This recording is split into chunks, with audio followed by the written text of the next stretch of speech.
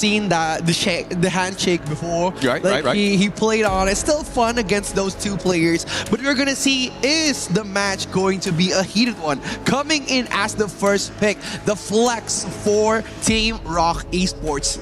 Chicha is also a good starter. Yeah, very good starter. More of an aggressive, hero here that you can kind of flex into whatever you like, kind of making things a little bit ambitious. And now we've kind of entered the final phase of the EWC here. And with these playoffs, we're going the distance, best of 7. So again, with that global ban pick, the fact that you can only pick that hero once, it adds quite an element in terms of this 4D chess that you're playing in terms of the draft here. 100%, especially coming in for ROC, a team that is very disciplined, coming into the top 8, beating Aurora. It's an interesting matchup coming in because we know that Aurora was the favorites of the group and expected to be one of the strongest teams in the series, but answering the flex Chicha pick with a very strong laning hero, the Idea and Arlie, 2 of the best roamer and farm laners in this meta right now. Yeah, a lot of opportunities. And I mean, the way that they're kind of building this one, I mean, the Dharma Lapu Lapu, you've got a lot of control. Basically, you're saying, hey, this is our team fight. We're going to lock it in here. But it looks like Team Vitality, they're going to go straight off the bat. This is something that they haven't really been picking with the Florentino, and they're going to give it to Ball early. Yeah, again, Ball has been amazing at the Clash lane. But speaking of bootcamp, Ball has been performing really well. He's one of the longest players to ever play Florentino, coming in at 10 years now in the HOK pro scene. And looking at the enemy here, Shran bringing his one of favorite heroes coming into HOK, the Dharma pick with the Lapu Lapu as the setup. It's going to be very interesting because both teams still have Lorion available as the mid laner, one of the recent favorites coming into KWC. Wait, Ball's been playing Florentino for 10 years? For 10 years. Like, how do you kill something that which has no life, right, at that point? Yeah, because, again, if we're talking about that, like, a lot of teams have respected his Florentino coming in to KWC, but we're talking about the best of 7 here. The best of 7, anything can happen, and you need a very wide hero pool. And coming in, closing in for Wendy's hero pool, speaking of hero pool, is going to be Haya and also Xiao Chao, 2 of the strongest single target mid laners. Yeah, definitely want to focus in on here, especially since that is open towards that second phase of which direction they want to go. They need a little bit more in terms of the damage department. I think that if we're talking about ROC Esports, again, this is a best of 7. It's a marathon. It's not a sprint, but taking game 1 really sets the tempo of this series. Yeah, again, the tempo is what matters coming in to this top 8. And especially speaking of tempo, it's going to be very difficult to go against ROC or ROC Esports, one of the teams who is doing really well in the early game, and they could just control the game the whole match and lead the game to a total dominance if they are given the early game. But the Kaiser pick, again, one of the favorites coming in, and one of the draft that defeated Blacklist in that best of 3. Yeah, and I do think that, you know, when your Zancu has that Kaiser type and you're looking at exactly how ROC could potentially get onto the Arlie, the Idea, Florentino, these are kinds of guys that are squishy. They need a big brother, if you will. Kaiser fills all of those boxes. Yeah, Kaiser has been really, really amazing at taking in those burst damage, and especially with the Chicha and also the Dharma pick, it's going to be difficult for Team Vitality if they don't have a front laner. That's why they're picking Kaiser on this roster. They need a mid laner. Coming in, the Lorion is still available. A possible deny pick coming in from ROC Esports too. Yeah, and also going back to the draft, I mean, with the bans, the Xiao is like that perfect mid to potentially counter the Arlie, right? When you see the Parasol, you know where that light step is going to go, and be able to Honey Sweep Breeze it will just basically just execute her on the spot. Yeah, especially coming into this new meta, this new patch, early game is everything. When you control the tempo of the early game, you can hold the game as long as you want, take the game to the late game, and destroy the opponents just by that small of a lead. That's why Xiao Chao has been very dominant this whole tournament. Getting those early game damage with the fan and with that knockup could be very annoying, especially coming in with that Kaiser pick from Team Vitality. Better to be safe than sorry. Definitely be safe than sorry. Right here, the coaches, it looks like they're going to shake hands. They're going to be getting underway as we go into, of course, game number 1. Again, who's going to be taking this one? Who will set the tone? But again, with the fact that, you know, we already saw Team Nemesis bounce out. That's one of your IKL teams. If we were to see a secondary one, how would you feel, Rookie? I think it's going to be a heartbreak day for me, Hauler, but hopefully at least Team Vitality could bring so much of a fight because I want to see their will. I want to see how they could defeat one of the Titans coming into KWC. But we are going to see the first matchup against Team Vitality and ROC Esports. Yeah, I think for ROC, Team Vitality, that is, this is a never say die attitude type of team, right? They are never going to give up, and until that crystal literally goes down, even with 1 HP, they will not give up anytime soon. Yeah, they have been amazing this whole tournament, especially controlling their emotions against teams such as MIBR Lost and also Blacklist, who control the tempo in the early game, and right now they're facing a very, very strong-willed hero. And for you guys who are watching at home, you can submit your voting and also your support to HOK. Don't forget to follow our social media for all of the esports news across the globe. Yeah, and as we look in towards this bottom lane, I mean, Lanfeng, it looks like a little bit of action in the bottom way pit, just kind of getting a little bit of a stun, just saying, hey, I'm still around. But Jetmith, with this rotation, I think that if we're talking about who needs to be making that initial contact, that aggressive move, which team do you think needs that?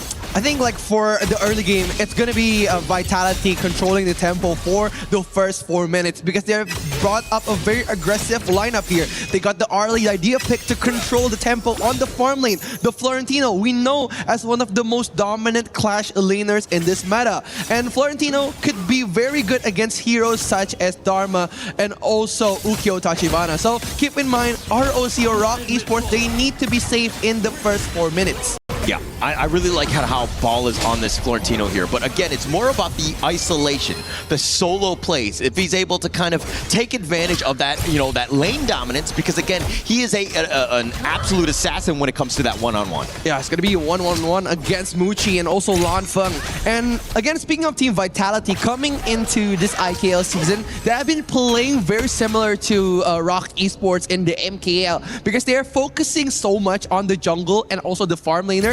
So F1 is tasked to babysit Lanfeng for the 4th minute, making him so comfortable that he could carry after the 10th minute later. Yeah, you would think that both of them would be very familiar. I mean, ZonQ coming in, I mean, he was on the ROC Esports side. He knows how that playstyle will be. So he'll just continue to bring that dominant playstyle that MKL really likes. Yeah, and I was wondering, like, Wendy coming in with the Zillia pick, like, the Sanctification could possibly go to Kongling or to Muchi. But if you're talking about late game dominance, I think Muchi could possibly be the single solo carry that ROC Esports needed. Okay, talking a little bit about Wendy, bottom lane. Oh, Muchi trying to get so much out of Lanfeng here, just coming in to test the waters in the first 3 minutes. I think that ROC Esports, they're just going to play a little bit passive-aggressive here. Yeah, you're talking about testing the waters, but for me, I'm scared. I'm like, Lanfeng, what are you doing? You're getting out of position. But of course, he's able to light step on back, negate most of this. And again, you want to keep ROC Esports on their toes, if you will. Oh, Sharon coming in with a Truth Mantra, coming in with a Gentleman's Duel. It's going to be a 1v1 against Ball and also Kongling. But the first blood coming in to Team ROC Esports. ZonQ getting in with that invisible warrior, but ZonQ is still human at best. Human at best. Again, not the superhero mode yet. He just needs more time, of course, to get some of those items. But Ball in the front, it looked like he was like, hey, I got jumped on, but where are my friends? They were right on his back, a little bit late to the party, if you will. I think if we're seeing Florentino pick, a lot of the teams that are facing Florentino, they're gonna focus on the Clash lane because of the laning solo potential of Florentino is amazingly big. That's why they want to shut it down as soon as possible. That's why Ball was initiated almost every time on the first team fight. They want to pressure the Clash lane. Yeah, for sure. And Ball is definitely one. Lanfeng is number 2. And you've seen it in terms of how they've been rotating, the bottom and the top. Again, trying to get on top of them to limit as much as possible, and getting, of course, first blood onto Ball is going to put him further behind. And that's scary. Looking at ROC Esports roster, getting the 5-second Tyrant kill alone has been so dominant in the first 4 minutes. And right now, ROC, they are trying to dominate the river here. Yeah, they're trying to dominate, but look at with this universal law, paving the red path, the red carpet, if you will, right into the mid lane, kind of setting them up. ROC Esports, I like the way that they're being aggressive, understanding that they do have a lead. Yeah, they're trying to control the tempo here. They just want to make ZonQ unavailable for those big team fights. And look at Sven. He's just cutting the lane, cutting the minions, making him rotate as comfortable as possible, making the Florentino switch lanes. And right now, ROC or ROC Esports, they're trying trying to take a control of the early game. Definitely trying to take control. I mean, if we're talking a little bit about this draft here, Team Vitality are kind of picking heroes that are kind of not the top tier, but they're definitely more comfortable looking to thinking that this series is going to go long. They're going to have a lot of other choices as we go on. I mean, I think the Arlie and Idea, they were like, okay, we're going very hot and heavy, and then ROC kind of responded in kind, but I mean, if we're talking about valuable picks that will be available, but as I go. Waypit coming and going for Lanfa being the sole target here. The Florentino Ball trying to dance around with that triple threat coming in. Ball gets picked off. Double kill for Kong Ling. ROC Esports, all gas right now, no breaks, finding the moments, right? Somebody's trying to go into your jungle, they're going to make beat, they're going to pay with their lives. Yeah, I think it's very interesting looking at Vitality's plan coming into Kong Ling's jungle while he's being so dominant this game. The first 5-minute gold spike has been going to ROC Esports. Yeah. I mean, this entire game, right? I mean, we're heading the 6-minute mark. They're invading, they're taking away the Crimson Golem. This is very frustrating, especially as a jungler. Zanq's got like, okay, we are definitely behind. How do we get back in? Maybe we find some sort of pick off in this mid lane here. I think they need to hold the game. No more aggressive gameplay until the 10th minute, because right now their gold spike has been falling behind. Look at Sean opening the vision for Team ROC Esports, looking for an opening, but the flash coming in from the ball. Florentino dancing around. The Raging Sea connects to 4. Look at the players coming in. Muchi getting that beautiful kill onto Ball and F1.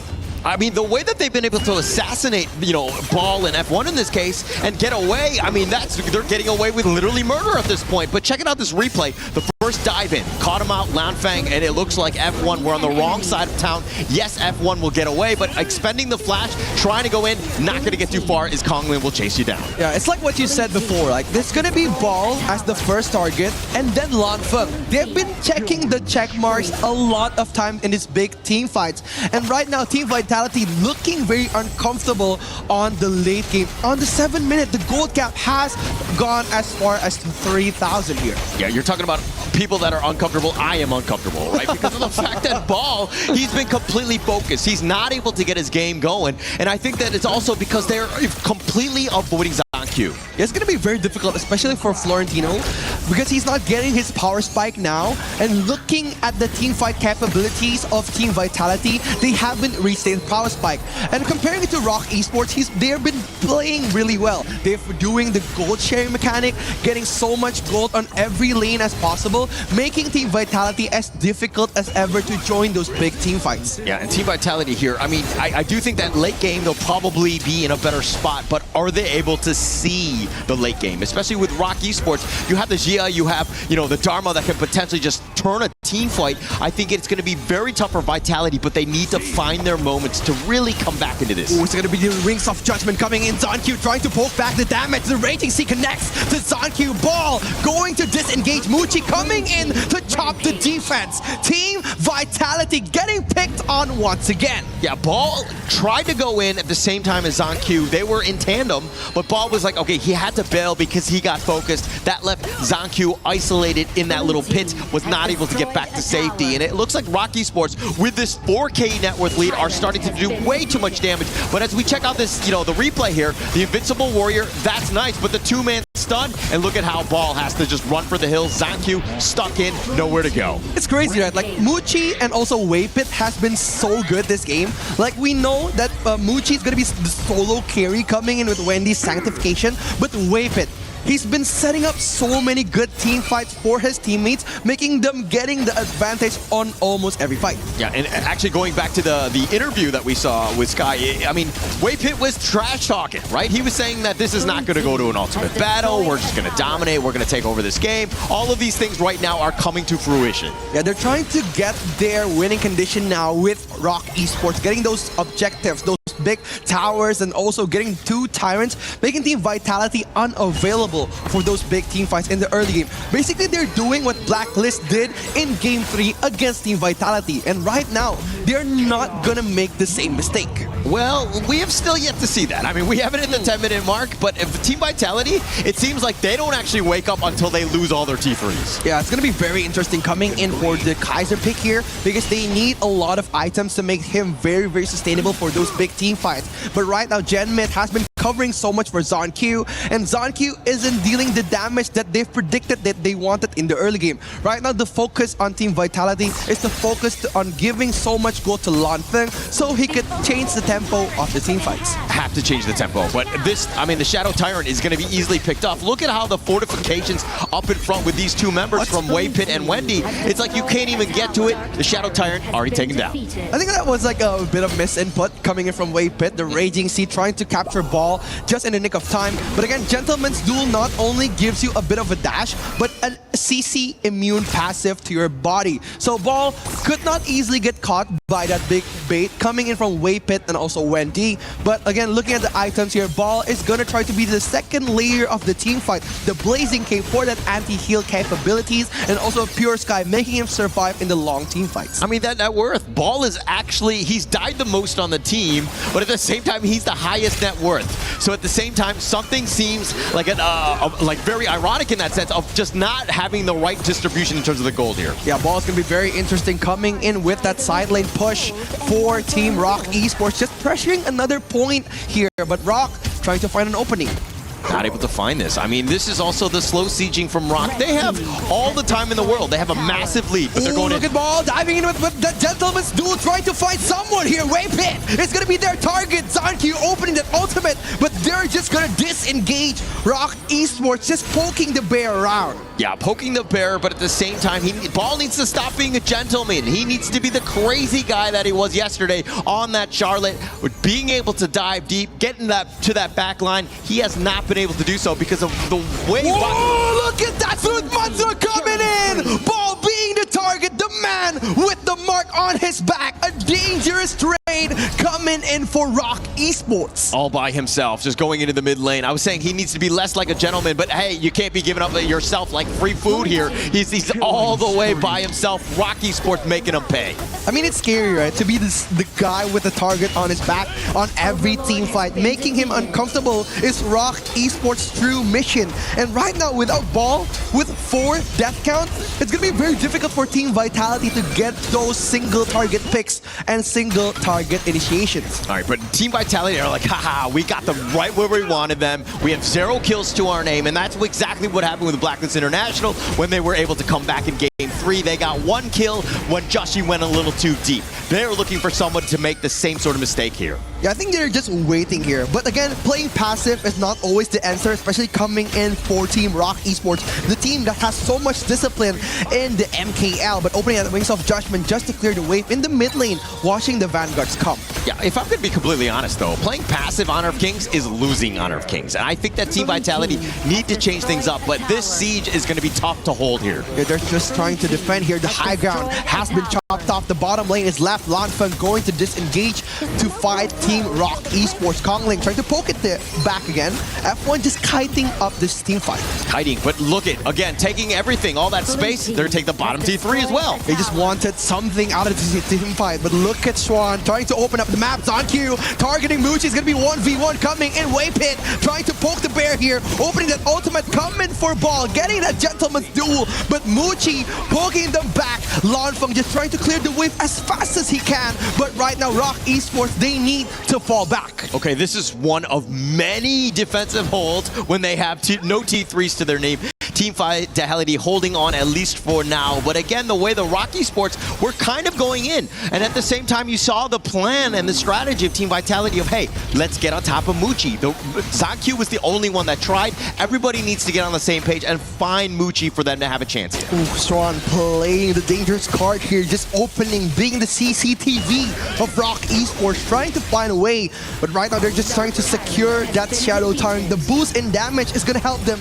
initiate a bigger team fight against Team Vitality. Vitality had a numbers advantage. I mean, yes, they knew that there was at least one member in that Tyrant pit as the Tyrant was just demised there, but I think that for the rest of the Vitality, they're playing scared again. Now, how do they hold on against this onslaught? Waypit just watching over the crystal here. Swan just trying to find an opening, but ZonQ coming in, trying to get that triple man knockback, but Ball! That's it in the back line, getting for that duel. Waypit being that target, but Ball gets taken down. Swan dances around again, but look at that. Muchi chopping up the defense. Genmit being the last man standing. ROC Esports, absolute dominance. Absolute dominant play right there. They were in full control. They were getting jumped on, and they were able to kind of dodge that even further. They were never really being able to be killed.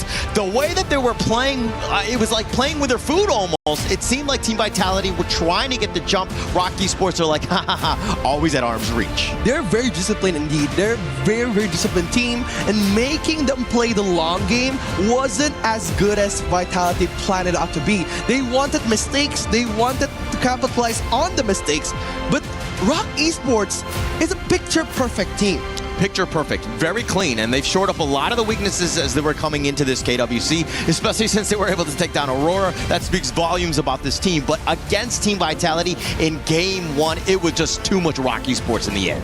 Yeah, again, looking at Team Vitality's game here, it's still pretty passive comparing last games against MIBR Loss and also against Blacklist International. So Vitality, they need to step up. If not, they're just gonna drown in those deep waters that ROC Esports conjured up. Yeah, and it's gonna be tough there, but that was just Game 1. Let's see what the panel had to say about this one. Well, it was a very difficult game when you've got a Zia who's going to about level 19, hasn't died yet, and you give ROC Esports what they want, which is patient, slow, steady, sure play that builds a lead, and they take advantage of it. No mistakes from what Rookie and Holler were talking about is maybe a perfect team. How did you feel, Chantel? I was kind of surprised, not really surprised with the performance of ROC Esports, but it most probably was the cleanest game or cleanest performance by the team yet at KWC 2026. They did 4 amazing points on that game. First would be they stopped Bal's hero on that lane.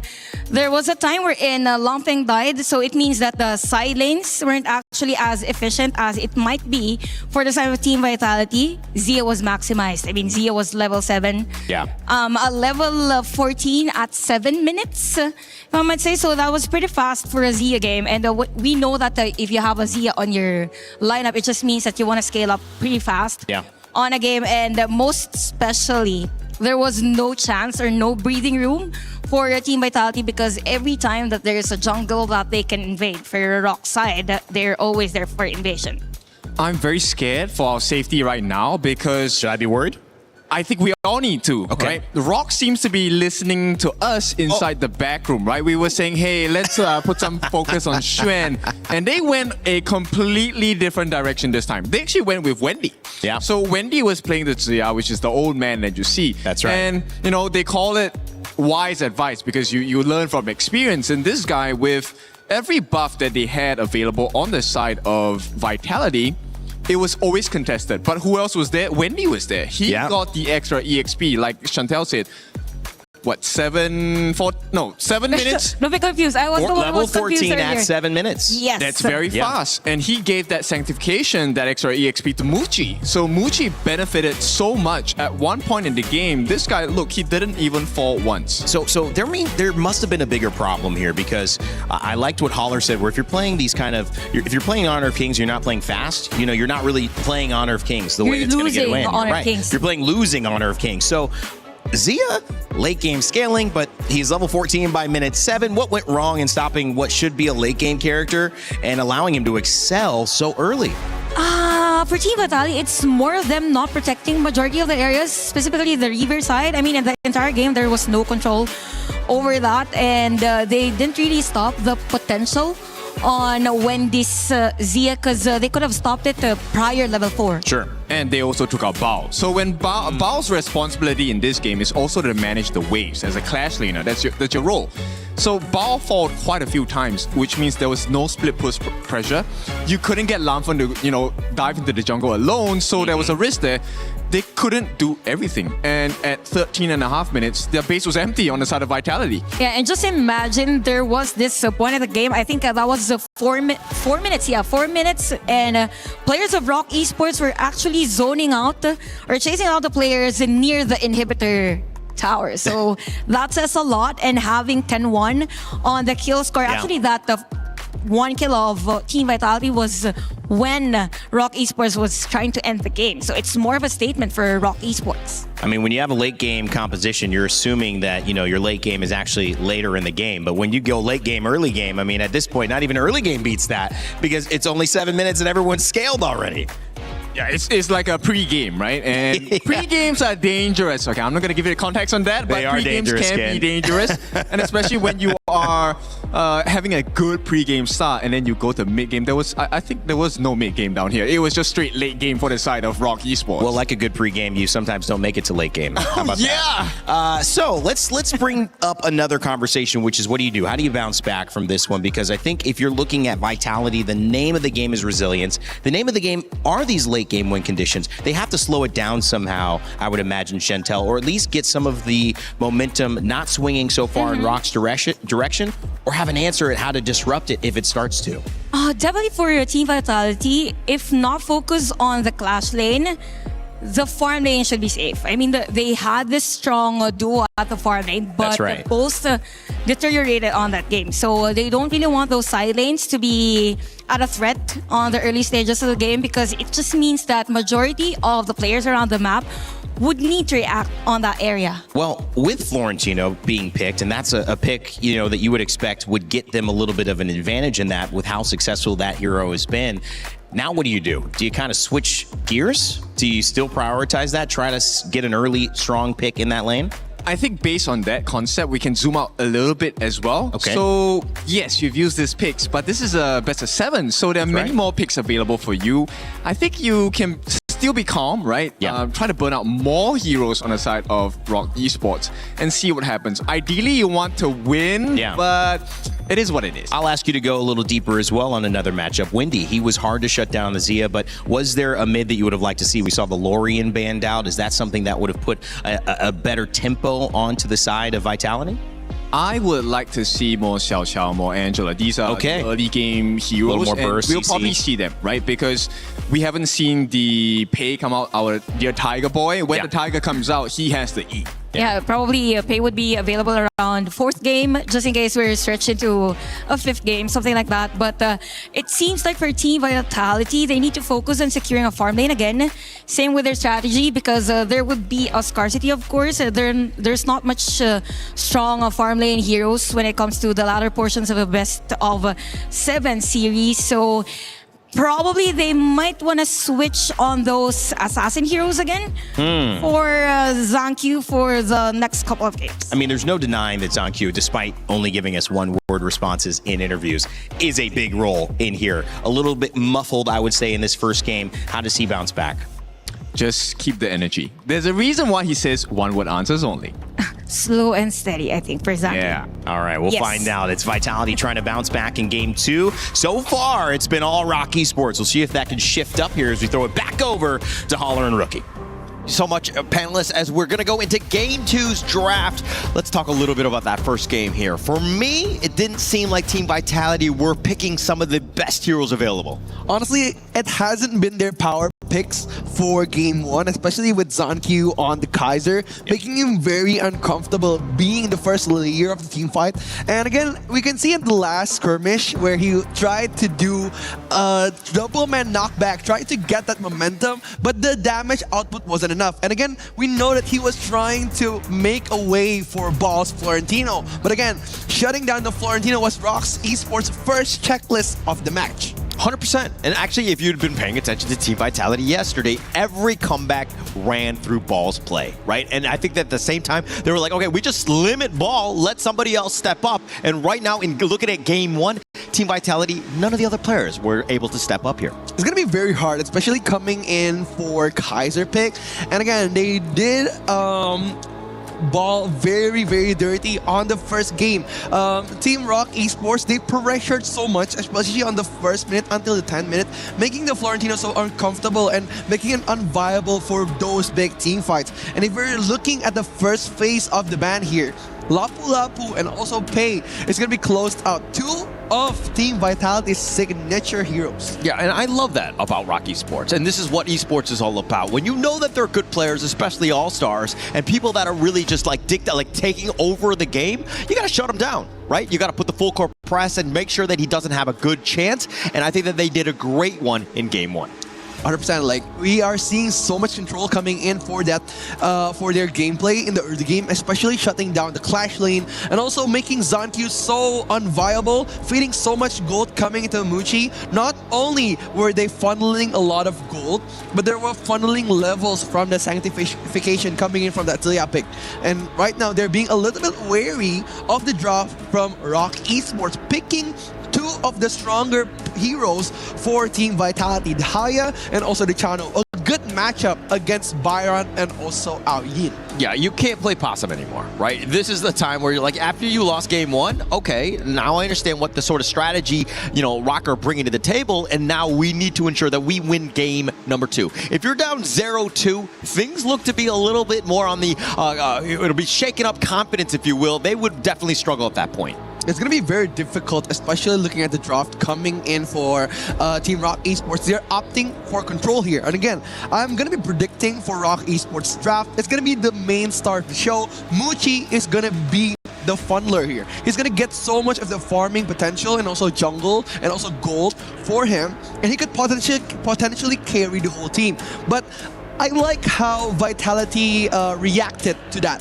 Like they got 3 of the strongest single target control heroes, especially with the Haya and Zhongfei pick, just stopping any possible assassin pick from Team ROC Esports. Yeah, but if we're looking at the other end, this is a team that's looking to kind of go hot and heavy. I mean, the Byron and you've already rightly pointed out with that Loong, they have a lot of different ways to let Muchi really excel, especially when we're talking about, you need that decent farm laner. The Chano, though, was looking to be more of like a counter pick to this one, but again, very heavy picks, even on both sides, ROC continuing on. Again, especially with those very, very flashy jungles, I think ROC Esports, they wouldn't want to give so much resource to Team Vitality, and they know the main star of Team Vitality is ZonQ, reflecting to yesterday's game where he picked that Jing, and also Team Vitality supported him with a Yuhuan and Dolia pick, making him so strong in the early game. I think Team ROC Esports, they wouldn't want that to happen to them. Can't happen. Not 2 bad games from ZonQ, that's like almost unheard of, right? And I think that for the final phase, it's all about setting him up for success. Yes, you don't have last pick, but really you've kind of showcased quite a bit here. I think the ROC Esports, the way that they go, obviously you have to show the mid, I would think, on this pick so that you don't show who that jungler is going to be. Yeah, they're going to try to save it for Kongling. And again, Kongling has been a very, very good addition coming into ROC Esports, especially if you're comparing him to CY. CY has been a very, very utility jungle. He likes to use those tanky and sustainable jungle, but if you're talking about Kongling, he's been very, very aggressive, coming in with the Luna pick, with the Jing pick, and right now the Agudo. A little bit of a safety net coming into ROC Esports, just in case ZonQ is trying to pull any of like the sustainable tanky jungles. Yeah, you're kind of spoiled for choice from ROC Esports. I mean, even going all the way back when ZonQ was on the team, it's like you have so many different, like it's a farm of all the jungler players, right? And so you can kind of choose between if you want Konglin, if you want, CY. I think that they both excel in different areas, but if we're looking back into this draft here, Musashi looking to counter pick that Agudo and also picking up Charlotte for Ball. Again, Musashi is also a good pick coming in for Team Vitality just by the skills alone. And we know that the illuminating slash coming in from Musashi, the first skill of Musashi, could deflect projectiles, which is very good if you're going up against a very projectile-focused hero such as Ao Yin. Yes, and as we go into this, I mean, it looks like the Angela will be the final pick. It's going to be interesting to see exactly Genmith. How is he going to initiate? How is he going to, who is he going to find? Who is he going to abduct? Are they going to be able to win that team fight off of that, control? It's going to be very interesting looking at ROC Esports draft here, because ROC Esports, they're going to be playing the long game, playing the late game potential of Long and also Angela here. But again, Team Vitality, they need to get the game as soon as possible. If they lose the grip on the early game, the first 4 minutes, it's going to be game 1 all over again. All right. I think it's a little bit longer than 4 minutes, at least for me, because I always look at Team Vitality's resolve, right? Their ability to kind of find mistakes, to get themselves back into it like we saw with yesterday. But again, ROC Esports, a whole nother animal, different beast, if you will. Very difficult to kind of come back from here. It's going to be very interesting looking at Game 2, the matchup of all of the old friends here. Team Vitality against ROC Esports. Team Vitality for me, I'm looking at Genmyth, right? Is he able to kind of get those abductions going? Zanqiu, Lanfeng will be there to clean up, as well as Ball. But this is a lineup that is very greedy. Yes, Genmyth and F1, they don't have to get as much farm, but for me, I always like it when Haya kind of is able to scale up and to really dominate in that Mirage. I think Haya is one of like the stronger laning heroes, especially coming in for the early game. Looking at ROC Esports draft here, there's two possible options for Haya. You can go for the Lianpo pick, or also you can go for that Byron pickoff. Yeah, it's similar if you're comparing it to Blacklist's player Dragon. He did it with Ball. He took a lot of opportunities to catch the Byron. Yeah, taking him away, right? All that control, and then Team Vitality can hopefully ambush whoever's left over. That's like the best case scenario.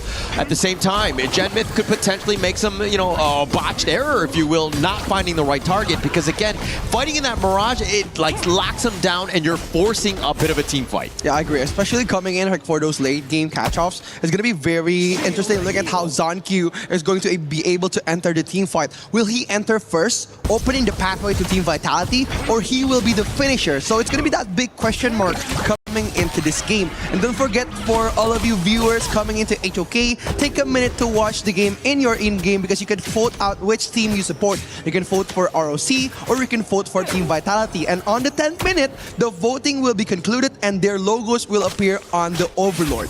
Yeah, who are you voting for? Right before we go into this. What do you mean? What do you mean? Are you gonna vote? I mean, I'd like to just be very honest. Let's get everything on the table, huh? Of course, Team Vitality, man. Of course, Team Vitality. Again, the bias is showing yet again. I would sacrifice all my coins just for Team Vitality. Okay.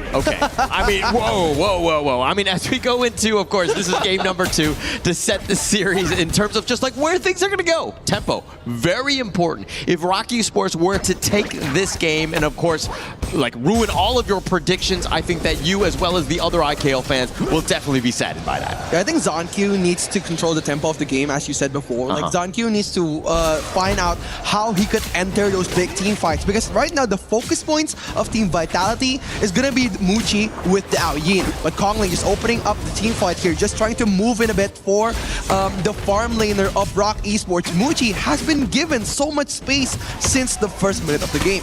Very different from game 1 in the sense that Zanqiu playing, I mean, the Kaiser, you're the tanky frontliner, all you need to do is stay alive. He was largely avoided, but now this one, when you're the Musashi, you gotta get the farm to do the damage. You and Lanfeng really need to, again, find the back line, find Muchi, take him down. Yeah, it's gonna be all about that tempo and timing, but not only that, but the setup coming in from F1.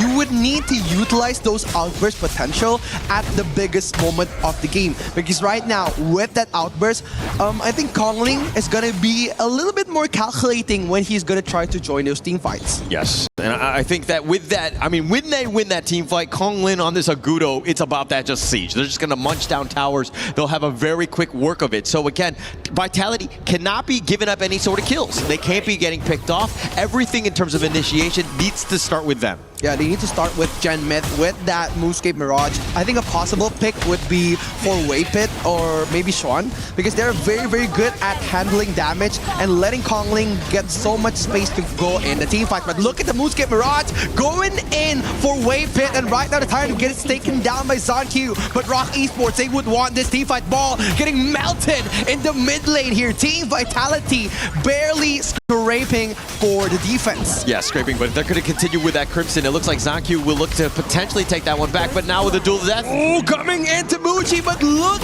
at Zanqiu a little bit too far here. F1 getting picked off just in the nick of time. Muchi triggering his ultimate, a bit too risky for ROC Esports, but then again, getting F1 was the only way for them to get a return on those big team fights. Yeah, a little bit of a trade in the sense that, yeah, you gave up first blood, but you got the Tyrant. I think Team Vitality, the way that the Moonscape Mirage locked them down, and then F1, he was getting a little bit low. ROC did such a good job of saying, hey, you got to use your ult now or you're going to die. And actually, he used it, and it was actually a little bit early before the Moonscape Mirage actually expired. So again, ROC Esports dodging some of the big ults, playing around again with their food here. Yeah, ROC Esports has been very disciplined coming into HOK, and if you're playing HOK at the highest level, it's all about discipline, right? Discipline is what makes you a great player. And looking at ROC Esports, they've been playing by the bush, playing really neatly, especially finding those trades, but coming in, ball!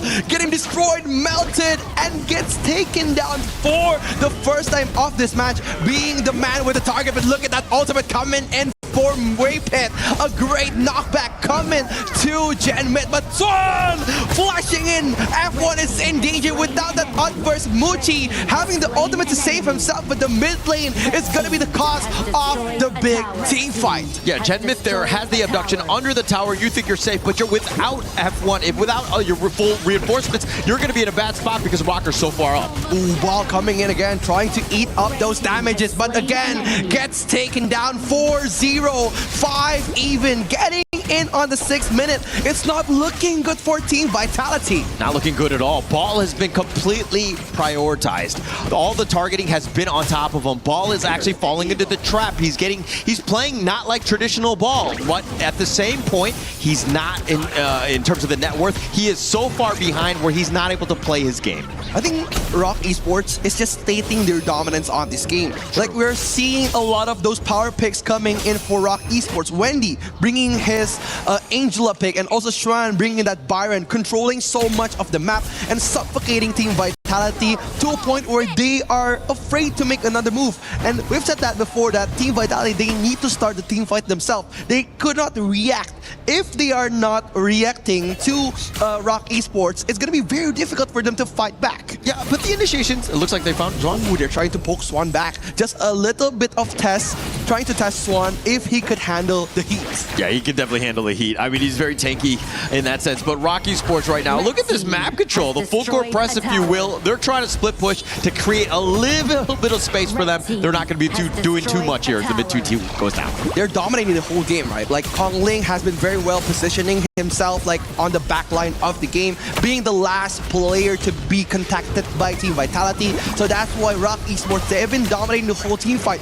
The layering of the players has been so good. Like Astron and also Waypit, they've been guarding their backline with their lives. Yeah, and that's also why Genmith has not been able to find the perfect Mirage. He got Waypit, he got, you know, like Juan. Like, those are not targets that you want to take away. F1 getting Tremor Smash, but Zonq eating up those damage. The Moonscape Mirage just in the nick of time. Wendy waiting like a shark in the waters, but F1 getting poked back again. The Outburst connects, and the mid laner, Swan, just eating up so much damage here. ROC Esports punishing Vitality for stinging the bird. Yeah, and the combination is about that abduction, that Moonscape Mirage. F1, right when they come back to the Gorge, he's going to use the Umbrella Outburst, but he's forced to use it early every single time. And then again, Genmith is all by himself, very squishy at the end of the day. ROC Esports just eating it up. Yeah, it's all about the gold gap right now, right? With the 7,000 gold gap, even though Genmith gets a good Moonscape Mirage, like all of the players from ROC Esports, they're ready to eat up the Haya.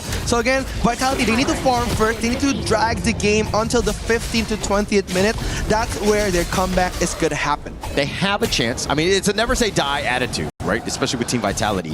But the T3s, as long as they got them, I think that they're going to be okay. Once those start coming down, then you're talking about like no space to really make any sort of play. Yes, it is a 7K lead in favor of ROC Esports, but again, it's about finding that pickoff. Genmith has not been able to find one as the 0-2 and 0. Chuan just being the presence alone, aura farming in the Clash lane, bringing so much vision to ROC Esports here. Waypit waiting for an opening for those big team fights, but Team Vitality, they want to defend this because Lanfeng getting scaling damage coming in from Muchi's opening the eyes of Team ROC Esports. And the siege is real. I mean, when you've got an Agudo like the Kong Lin, just like slow siege it doesn't matter about what they can do here. Yeah, they're just going to try to punish that mid lane high ground strand, opening the vision up, just tanking those tower damage. They're not going to come in yet, waiting for the perfect moment. It's the perfect range that they're looking for, right? Slow sieging, nobody's at risk, nobody's coming in. Team Vitality right now, the walls are closing in on it. Muchi getting dueled to the death by Sanq, disengaging a big team fight here. Kongling waiting for the right time to poke in the damage. Wendy trying to get those blazing brilliance. A brilliant play coming in from ROC Esports, but right now they're just trying to kite out those resource skills. Yeah, and now, I mean, they're just trying to salvage what they can in the jungle, but the Vanguard is going to be pushing so that they actually have to just hold back, retreat back into the base here. But Team Vitality right now, I mean, they're on death's doorstep at this point. They're just trying to play the long game here for Team Vitality, making them space, getting them space, but look at the outburst coming in. Wendy disengaging, surviving that much of a damage to Splendor just in the nick of time. Coming in, look at that knockup from Team ROC Esports, knocking back Team Vitality. 3-man knock, 3-man kill. ROC Esports dominating once again. I mean, it was a trade that I think ROC will be very happy with, as it looks like they're trying to end. They're trying to end the game here. The Crystal is going to be their main target. Mazanki pulling them back to the bottom lane. F1 trying to defend without any race bar on site. Waypit tanking so much of the damage, but Muchi just eating up like this is their game. ROC Esports getting game 2. So clean, surgical, if you will. ROC Esports, this is the way they play. They get a lead, they take advantage of it, they suffocate you, and they make you play their game, which is, again, a very difficult game to have to come back in. No space for Team Vitality to find a way, even with some of the picks that they're very comfortable on. It didn't seem like they were on the same level here.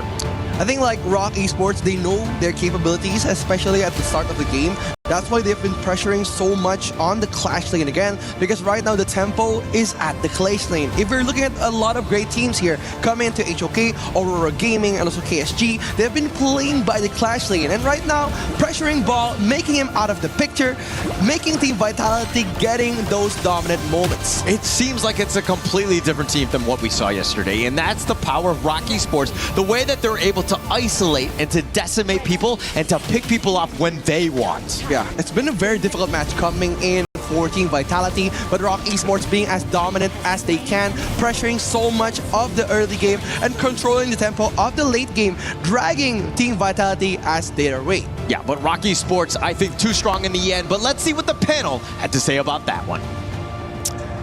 Well, I don't think so. I think ROC Esports have failed. I'm just kidding. I'm joking. There's really not much else to say there. Of course, we agree with you and what everyone's been watching at home. ROC Esports dominant so far. Can they continue? 2 games away from earning at least $200,000 and a ticket to the semifinals. 2 games away for Team Vitality and a ticket back home. Rain Day, Chantel, Ken back on the desk. And guys, I got to say, ROC Esports look insurmountable, but for a different reason than some might think. It's not the aggression, it's not the overwhelming, overpowering force, it's the slow, creeping, steady realization, like a horror film, that something's following, that something's watching, no matter where you go, no matter when you turn the lights on, no matter what alarm you set, no matter who sleeps over, you still feel their presence. And it's like, it's coming for me, there's nothing I can do about it. And then when they initiate for a team fight, then comes the jump scare. Yeah, exactly. Something like that. And I kind of feel like for ROC Esports, it's more of them familiarizing us to how Team Vitality actually plays. I mean, they already know how Ball is rotating around the map, and they're consistently stopping him on that area. So the biggest question now for Team Vitality is how will they be able to survive the first 10 minutes of the game? Because that has been the story of the series. Right. If you take a look, like some of our audience members are much more experienced in this game, and based on the laning phase, this is supposed to be a Team Vitality win, right? Higher, fast lane clear. Lanfeng is supposed to have a 1v1 advantage against Muchi. So everything was supposed to go right for Vitality. But that's the complete opposite, because ROC was playing a completely different game. They were waiting for one person and one person only, and it is the myth himself, Gen Myth. This guy did not come to save his team, unfortunately. I gotta look at something that surprises me here. In a game where they lose, and you have your jungler not die, but be on the losing team in such a fast fashion, what does that tell you, Ken, about how they had to play, or how Jean-Q felt he had to approach this game? Because didn't take enough risk, obviously, because he didn't die, but also didn't die because he didn't want to put himself in a position, I would assume, to put his team in even a bigger deficit than they were. Desperation. That's the only word you can put here. There's so much pressure on this team that the last IKL team, and as you can see, the reaction from the players itself, it's very hard to handle this kind of pressures. ROC are one of the best teams coming from the MKL region, and it's looking like that is going to be the case here. It's more like for Team Vitality, it's about time for them to take those risks whenever there's going to be an initiation on the other team, because it will be really frustrating for them if they have to wait for the power spikes of the heroes that they have, because it feels as if they're just reacting passively as to how ROC Esports play. There was a point wherein Holler said, not sure if it was Holler or Rookie, that they mentioned that it's as if it's not the Team Vitality that we saw play yesterday, so they're not playing their game. Yeah, I mean, 9 lives, I think that's the way that I've looked at this team, and they've used 2 of them so far, so they should have 7 left. Luckily, we're in a best of 7, but we are now 2 games down. So the question is, do we see a little bit more aggressiveness, maybe some risk-taking? Because in game 2, you can kind of give them credit and say, yeah, maybe don't throw it all out, right? And that's because we still have at least 2 more games to go. We can learn from this. We can bounce back. If it's 2-1, anybody's game, right, once you do that. But I think now, going 3-0, I would assume, I'll raise this question to you. You can't have another game where Jean-Q goes 0 kills and 0 deaths. You have to be more aggressive. You have to take more risks, because what you're risking going 3-0 down is pretty much almost a guaranteed ROC Esports moving on to the semifinal. You know, for Team Vitality, even though those instances, they need to step up on controlling the map, because most of the time it's just ROC Esports on the Riverside.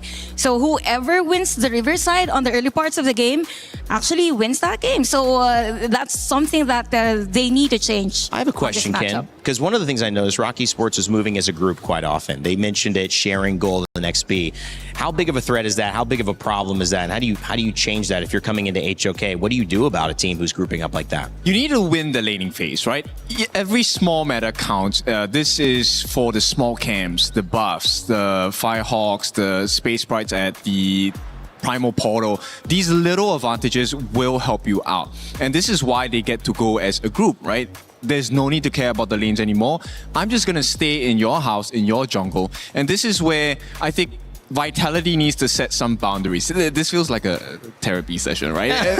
Set some boundaries. Yeah, set some boundaries. Do not let people come into your safe space, right? This is the no-no space. We need to make sure that ROC does not come in uninvited anymore. Let's talk a little bit about what I call Earthshaker, what I know Zhang Fei, the unkillable. You talked about that roam being so desperate. And you actually mentioned how Chano and Aoyin have a pretty similar matchup to where Chano can win that lane, but not because of the duo now. They didn't win that lane, and Earthshaker had such a big impact. Chantel, what is your thought on how important that character was, that hero was in this matchup? Lianpo with the bump. Definitely for that one, it's more on setting up the tempo for the team. It's very impactful in a sense that if you see the Lianpo available or whatever he has, the ultimate, it just means that there's a potential threat on the other team. And them controlling the sides of the map goes to show that you have this maybe psychological effect on the other side. So that's why I mentioned earlier that it's all about taking risks now for Team Vitality. They need to step forward and have that strong sense that, hey, we need at least to win a specific lane or a specific team fight, something like that. Yep, I mean, Lianpo, as we all know, is one of the big tanks in this game, right? So once he has the gold advantage, EXP, you can't really burst him down. You need to commit so many more people to deal with that problem. But he isn't even your biggest problem, because someone else on the side of ROC is going to come in and take everything you own. No, the Lianpo, the Earthshaker, was a big deal in this one. It helped to give the advantage back over to ROC, and they continue not only winning in the draft, but winning in the game. The fastest game so far was game 2. How will game 3 match up, and what can Team Vitality 2 do to get themselves back in this series? Let's send it back over to Holler and Rookie. Thank you so much. As we go into, of course, game number 3, Rookie. It seems like your predictions has affected Team Vitality. They have not been able to play the game because of you, sir. My bad, my bad. My expectations was, as of an Asian parent, maybe that's why they're feeling pressured right now on the stage. But I'm hopeful that they could be managing a good mental state now. As Kin said, that it was like therapy. They need to get the safe space. They need to push they need to push ROC Esports out of their safe space, making them uncomfortable instead of themselves. That's why Vitality has been only eating up so much pressure since the early game. They need to find that comeback moment. Yeah, ROC Esports are like, I'm not going to therapy. You're going to need the therapy as we go into game 3. They want to set the tone. They want to end this series, of course. But again, Team Vitality, this is a comeback resilient team that is potentially looking for some way to get back in, but it starts with a small spark, and they have yet to find it in this series thus far. Yeah, they need to find that quick, because right now, if we're looking at those pattern picks, the heroes are getting smaller and smaller. Chano, as a starting pick from ROC Esports, it's a good farm laner for those sticky laning phases. And looking at the hero pool right now, they don't have a lot of options to counter that Chano. The third top pick and also the long has been denied from Team ROC Esports. The only option left is probably Eren. And again, Eren's very good. It's like a Xiao Xiao pick on the farm lane, making all those assassin jungles in trouble here. And now if you're looking at the assassin style that's been picked up here, that's going to be the Luna. Also has the Diadea. Great support to get on top of this one. But we were kind of talking about Konglin, right? He tends to be very good on these assassin style junglers. Definitely has added it up. But on the other side, look at the matchup coming in for ZonQ. It's going to be the Jing against the Luna. A match that has been waited for a long time. Again, being the replacement for ZonQ, Konglin has been performing really well on ROC Esports. Now, it's gonna be the moment, the match here, the match up coming in, the Luna and the Jing. What do you think about that, Holler? Oh, I think it's gonna be a fight for the blue buff. Very high flying assassin styles, both of them just getting to that back line. At the same time, you're thinking ROC Esports with the Chano and the Diadea, both very squishy. They are gonna be running in fear at times. Yeah, they need to get the tempo quick here for ROC Esports because they need to punish the game as soon as they can. And if we're talking about Luna in this new patch, Luna is a very difficult hero to play and to master. But not only that, but to get her power spike, they needed 2 of the strongest items, Insatiable Tome and also Augur Swords. Yeah, but on the same side, I mean, the other one, you're talking about this Lapu Lapu. It does have that Raging Sea. Not the easiest to find and to get in terms of getting that CC right on point. The other side, if we're looking at Waypit, he's got his Diadea. This is like a point and click. He's going to have a much easier time controlling Jing when they need to. Yeah, and again, a very, very smart pick coming in from Coach Suswa here, banning those 2 single target damage dealers, Ata and also Haya. Because we know that Ata, after he does his Wave Breaker, the second skill, he could possibly suck up one of the players, and it's gonna be very tricky, especially when you're playing Jing on those teams. Better be safe than sorry. Getting another assurance coming in from the mid lane, the Xiao Xiao pick to stop that Konglin Luna.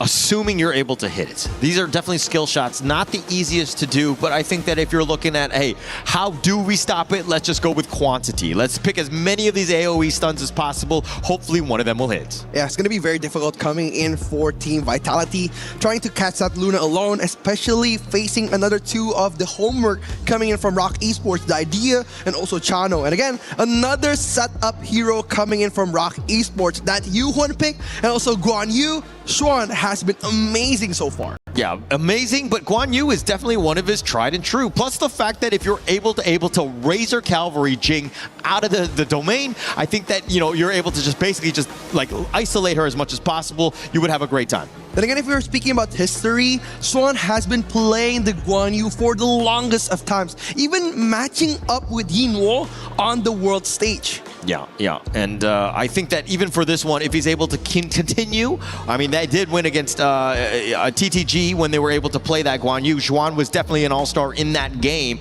If he's able to carry it in this, of course, game number 3, that would really set the tone for them. Yeah, they need something, right, for Team Vitality. They need that spark back, and right now, this this is their moment. With Zonkyu's strongest hero, that Jing pick, and the setup coming in from the Dharma and also that Lapu Lapu, I think ROC Esports, they need to be wary of the Tyrant and Overlord contested, because that Lapu Lapu Dharma pick, it's going to make them struggle. Yeah, and actually going back to the panelists, when they were talking about this, it didn't seem like Zonkyu has really been able to excel in this series.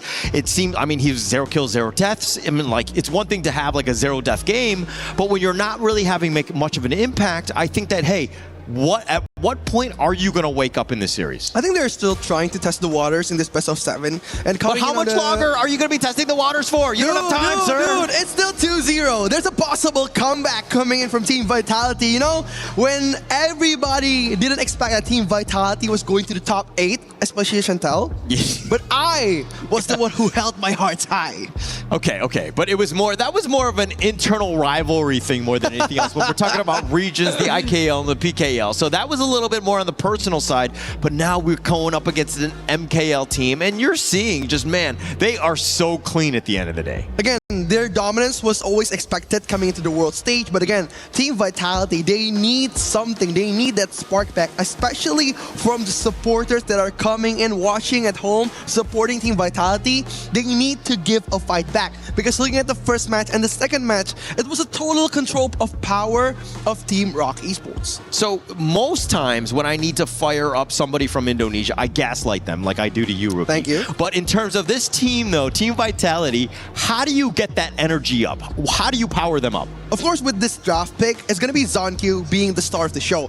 Zonkyu needs to step up. Looking at the first and second game, he hasn't been performing the best. He needs to do something for his team that could lighten up the mood now. Especially looking at Ball, the first and second game was the most difficult game for Vitality's Clash laner. Okay, but also giving them energy. What are we doing? Huh? Are we giving them food, drinks? What do we need to do to get them to get to that level where Zonkyu is able to dominate again? We need to vote for them in-game. Support them, giving the most support. Team Vitality, vote in-game, and don't forget to support all of the teams participating in KWC. Game 3 is here. ROC Esports. Are they going to be dominant again against Team Vitality, or is it going to be another sting operation for Team Vitality? And for me, going into this game 3, as you rightly pointed out, in terms of the setup of this one, ever so key. ROC Esports, they win this one, they're going to be up 3-0, they're going to be at match point, if you will, and it's going to be pretty much an easy one, potentially, because they've been so dominant in this series thus far. But for me, let's talk about Konglin and Zonkyu. Zonkyu needs to wake up, but the Jing Luna matchup,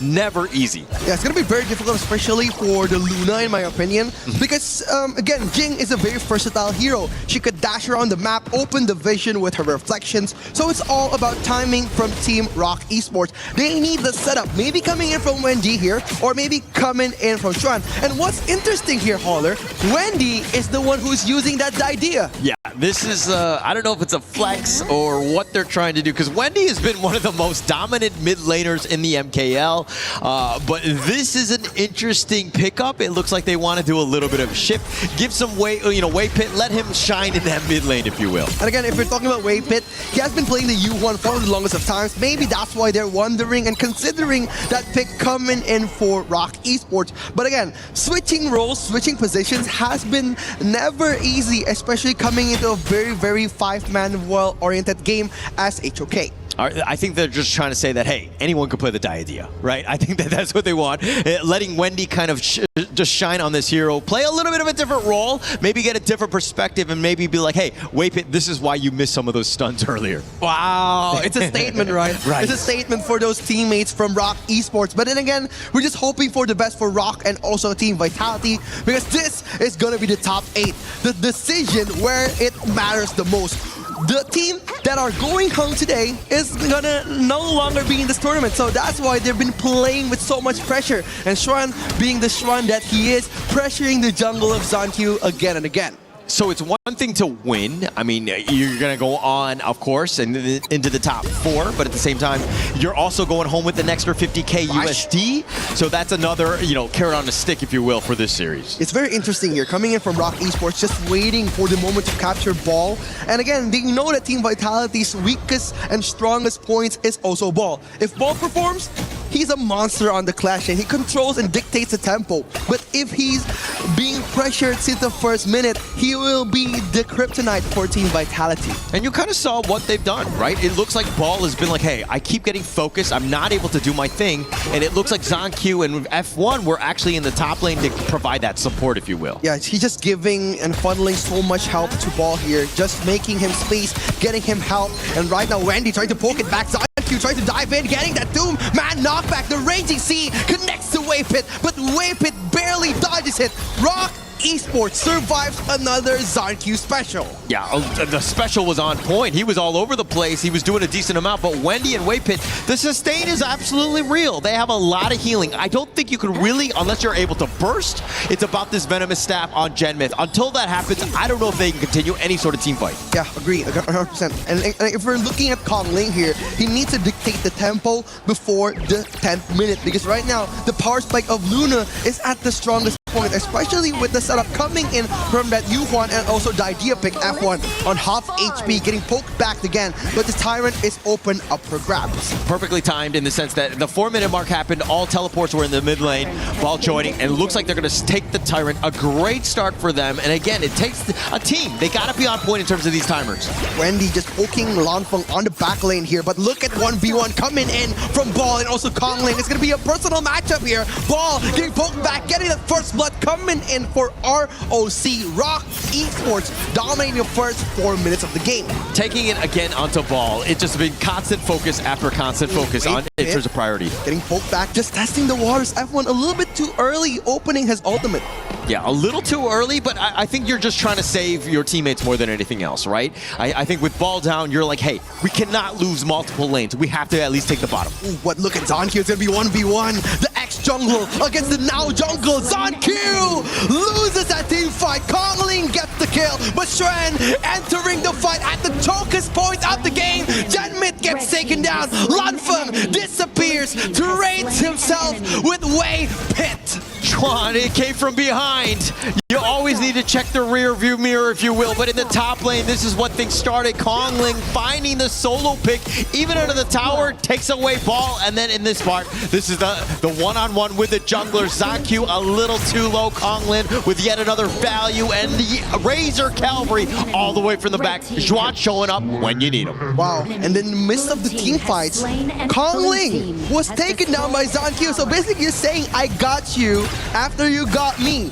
A revenge kill. Yeah, revenge kill, but I think that it's, again, you're taking any sort of pick off that you can find, but they find it in the enemy jungle. He stuck around a little too far, and they finally make him pay for being a little too aggressive. Yeah, again, the power spike that Luna has been very, very difficult to hold up, especially coming into the late game. Team Vitality, if they could drag this game as long as they wanted to, they could possibly take game 3. It's about extending, Ooh, right? But look at ZonQ diving into the backline. Kongling's gonna be 1v1. It's a 3v1. Getting ZonQ out of the picture. Swan just diving in, getting taken down. Waypit on half HP. Kongling entering the team fight again. He wants this dance. Team Vitality just backing down. ROC Esports hitting up so much damage on this team fight. Yeah, Kongling understanding this, the cooldowns, the timers, the way that he was able to outplay it, getting ZonQ, and you'll try to wish Juan. I think at the end of the day, they're going to be happy with that trade.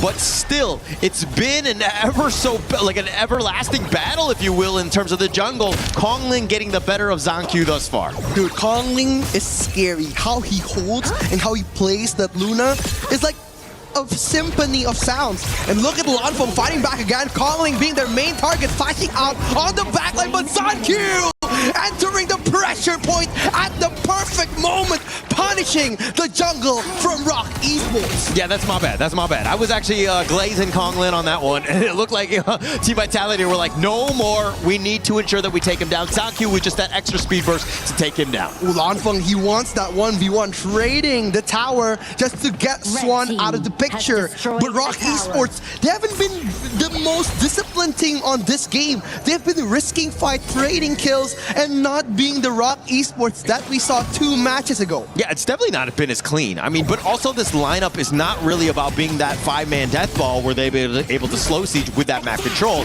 This has been more about Kong Lin. It's feast or famine in terms of where he is and when he dies. Ooh, look at the Lanfeng just juking out the player from ROC Esports. Swan barely escaping, but Lanfeng getting the orb just to get the heal here. ROC Esports putting their sight on Lanfeng. ZonQ poking it back. Wendy getting targeted by Genmith here, getting poked again. The mirror domain expansion destroys ROC Esports. Gotta be frustrating for Wendy. I mean, when you're normally playing the mid lane and the Yuan probably should have been the hero that you were playing, but yeah, it looks like with this flex, that swapperoo, if you will, has not paid off for ROC. Look at that mid-tier kill coming in, but Kong Ling diving in, just dancing around the players from Team Vitality. Ball trying to get the perfect knockback. The Truth Monster connects to Muchi, but look at the double kill coming in from ROC Esports, taking 2 players down. ZonQ is gonna be 1v1 here. Ex-teammates, ex-best friends. ZonQ just watching from the back, but Paul gets that Crimson Golem. Oh, he stole that one away, but it was, if we check out this replay, it looks like Lanfeng just a little too far ahead. The damage is actually pretty real, and Muji just barely able to stay alive. Xuan has been a menace as well as being the big brother, of course, just being that bouncer. Nobody comes near my farm laner. It's very dangerous looking at how Kong Ling dives in without any setup coming from ROC Esports, just basically gambling his life. It's going to be very dangerous if he holds this tempo onto the late game. Kong Ling opening the vision for ROC Esports, just finding a pathway here. The Raging Sea, a bit too early coming in from Team Vitality, but they are going to hold back the game again. All right, as a Lapu Lapu player myself, I've done that with that Raging Sea, completely whipped. It's a little embarrassing, but unfortunately for him, it happened. But the Tyrant going to be picked up by ROC Esports. I think that they're going to be happy knowing that, hey, Team Vitality could fight. Oh, but look at that Swan get the man knock up. It's so good. The flank from that Guan Yu, but no follow-up coming in from ROC Esports. A bit too early, or so I say. I mean, but it was a 5-man. I mean, it's going to look great in terms of the highlights, but they were so far deep. There was no way that they would be able to just surpass and frog over that T1 to get to a position to take any sort of fight. They're just going to try to poke the B here. Team Vitality just trying to hold the game as long as possible, but the Overlord is open for them. F1, he has the Raging Sea. He is looking for the opening. With ROC Esports, they are just going to bait it out. Kong Ling diving in, opening up a flash on ZonQ. It's such an amazing initiation, but look at ZonQ dancing around ROC Esports. Wendy getting that triple man knockback. Swan entering the perfect moment here. Muji gets taken down, and Wavepit is erased off the map. ROC Esports getting punished for their attack. I mean, Team Vitality were on the assault. That was a very good attempt. And ZonQ just staying alive at the very last minute, but it started with this Azure Golem. That Raging Sea was on point with 3, and then the setup. Look at how ZonQ goes in, but he gets stunned. He gets on back to safety. Xuan is again controlling, making sure that nobody jumps on top of Wendy, but they find Muchi, the best target, the greatest target, if you will, in that team fight. Like, we found the spark that we're looking for. Right? Team Vitality, they've been trying to race back up after the mistake that they made in Game 1 and Game 2. And now the tempo is going in their favor. 8-9 on the point kill. And also their gold gap is almost at 4,000 gold. Yeah, and I think Team Vitality, not normal, comfortable position for them, because they, throughout the KWC, they've been usually on the losing end and have to dig deep to come back. But this is an interesting one where they now have a chance to play from ahead. Ooh, look at that Swan getting the flank going into Lanfeng, but opening the ultimate coming in from F1, getting that triple man knockback here. Swan dancing around with the horse. Wendy just riding that wave. But look at Kong Ling getting poked back. ZonQ is opening the revenge fight for Team Vitality, but the terrain is going on. Lanfeng and Genmith have been destroyed by ROC Esports. Lanfeng getting caught out a couple too many times here. I mean, he's died 3 times, which is not a great amount, especially since he's been targeted. Once he goes down, the rest of the team really struggles to do enough damage. Genmith has also been very close. If we check out this replay, look at how close they are. When this jump in happens with that Razor Cavalry, yes, they've been shepherded in, But I think that you need to, again, stay so far back where this doesn't have a problem because Xuan always on the prowl looking for that CC. Dude, those chivalry combos from Wendy and Swan is an amazing combo coming in for that knockback damage and also power destroyer for Swan here. So again, those combos have been doing very well on these long-term team fights from ROC Esports. Yeah, and Konglin getting a little bit low. I think they might have given up the Overlord. Oh, Konglin, he wants it now, but look at Konglin get bounced back up, but he gets the Overlord. Konglin, crucial kill theft coming in from ROC Esports. I mean, he stole it, but he kind of started it at the same time. He was kind of backing off. But man, Konglin, he started 3-0 and whatever, but now he's 3-3 and 4. He's really fallen off. It seems like Team Vitality have the answers. And yes, that was a great steal, but right now it hasn't been going his way. Yeah, Lanfeng, look at him trying to control the tempo of the game, but again, the vision has been the weakest link on this game. Lanfeng being so wary here because he got flanked too many times for Xuan. And again, somebody from Team Vitality needs to put a mark on Xuan. It hasn't been easy. I mean, checking out this replay here, how they was able to go in. Konglin, he gets the stun, I mean, the Overlord before he gets killed on this one. So a great steal by him. But as we're going into this one, you talk about Lanfeng. Yes, 6-3-3. He stays alive. He stays away from Xuan. They might have a chance come team fights. Yeah, everyone in Team Vitality, they need to protect the main damage dealer coming in. Lanfeng has been targeted way too many times. And right now, ROC Esports just opening the field of vision here. Wendy and Xuan looking to punish ZonQ on those risky team fights. Yeah, ZonQ scouting it out. He understands that they are all within their jungle looking to steal. But this Crimson Golem, up in about 2 seconds, this is going to be a fight for it. Ooh, Konglin opening the map here. ZonQ getting that Crimson Golem. Xuan getting the vision for Team ROC Esports. But right now, their main objective is to hold the game as long as they can. Team Vitality, they need a breather here because ROC Esports is getting slowly to their power spike. I'm going to go a different way. I'm going to say that Team Vitality, you have a net worth lead. You should be aggressive to them. They're playing into the hands of ROC Esports where they're, again, being able to just be out front, take away some of the stuff because they have more of the map control. But look at Genmith trying to knock it back again. Konglin just being the bait here, opening the map for that Shadow Tyrant. But Xuan trying to pressure out ball again. It's going to be the matchup of the Clash lane. There's F1 getting poked back by Wendy here. Tyrant is exposed. But right now, Xuan getting the flank up to Lanfeng, but Xuan misses it. Genmith gets the perfect Spender coming in, but Genmith gets knocked back. And right now, no more mid laner for Team Vitality. Yeah, Xuan with the perfect play, the perfect flank. He came all the way. Everybody knew he was going in, and it was just like an assassin-style drive-by, if you will. He took him down very quickly. Yeah, he wants more action here. Xuan opening up the ultimate here. ZonQ getting that Shadow Tyrant. The fighting potential coming in. Wave Pit pops the ultimate, but look at the flash coming in from Ball. The miracle move coming from Team Vitality. The Raging Sea connects. Ball gets taken down. 3 players is gone. The Uno reverse coming in for Team Vitality. ROC Esports eating up so much damage. I mean, Ball had the nice little truth, but they were able to kind of weather the storm. Konglin actually dodging the Raging Sea as well. I mean, the way that Muchi and Konglin were able to just, again, never be touched. Those CCs have not hit them, and so then they've been able to turn it up because of all of the damage that they have. Dude, Muchi and ROC Esports have been untouchable for the whole tournament. All of the players have been doing so well at keeping him at bay, and look at Genmith. He extorted the Splendor, but it wasn't enough to hold the damage from Xuan. And right now, the team fight has been going to ROC Esports. Yeah, it's completely going into them, right? They've had 0 answers. I mean, you went all in for Wave Pit, and yeah, you got that kill, but they're looking to trade that away. I mean, sorry, like, no chance in that case, right? You need to get the cores. Muchi and Konglin must die for you to have any sort of chance in these team fights. It's going to be very difficult, especially coming with the idea pick and also the Guan Yu. They're going to be knocking back anyone who's trying to enter their domain here.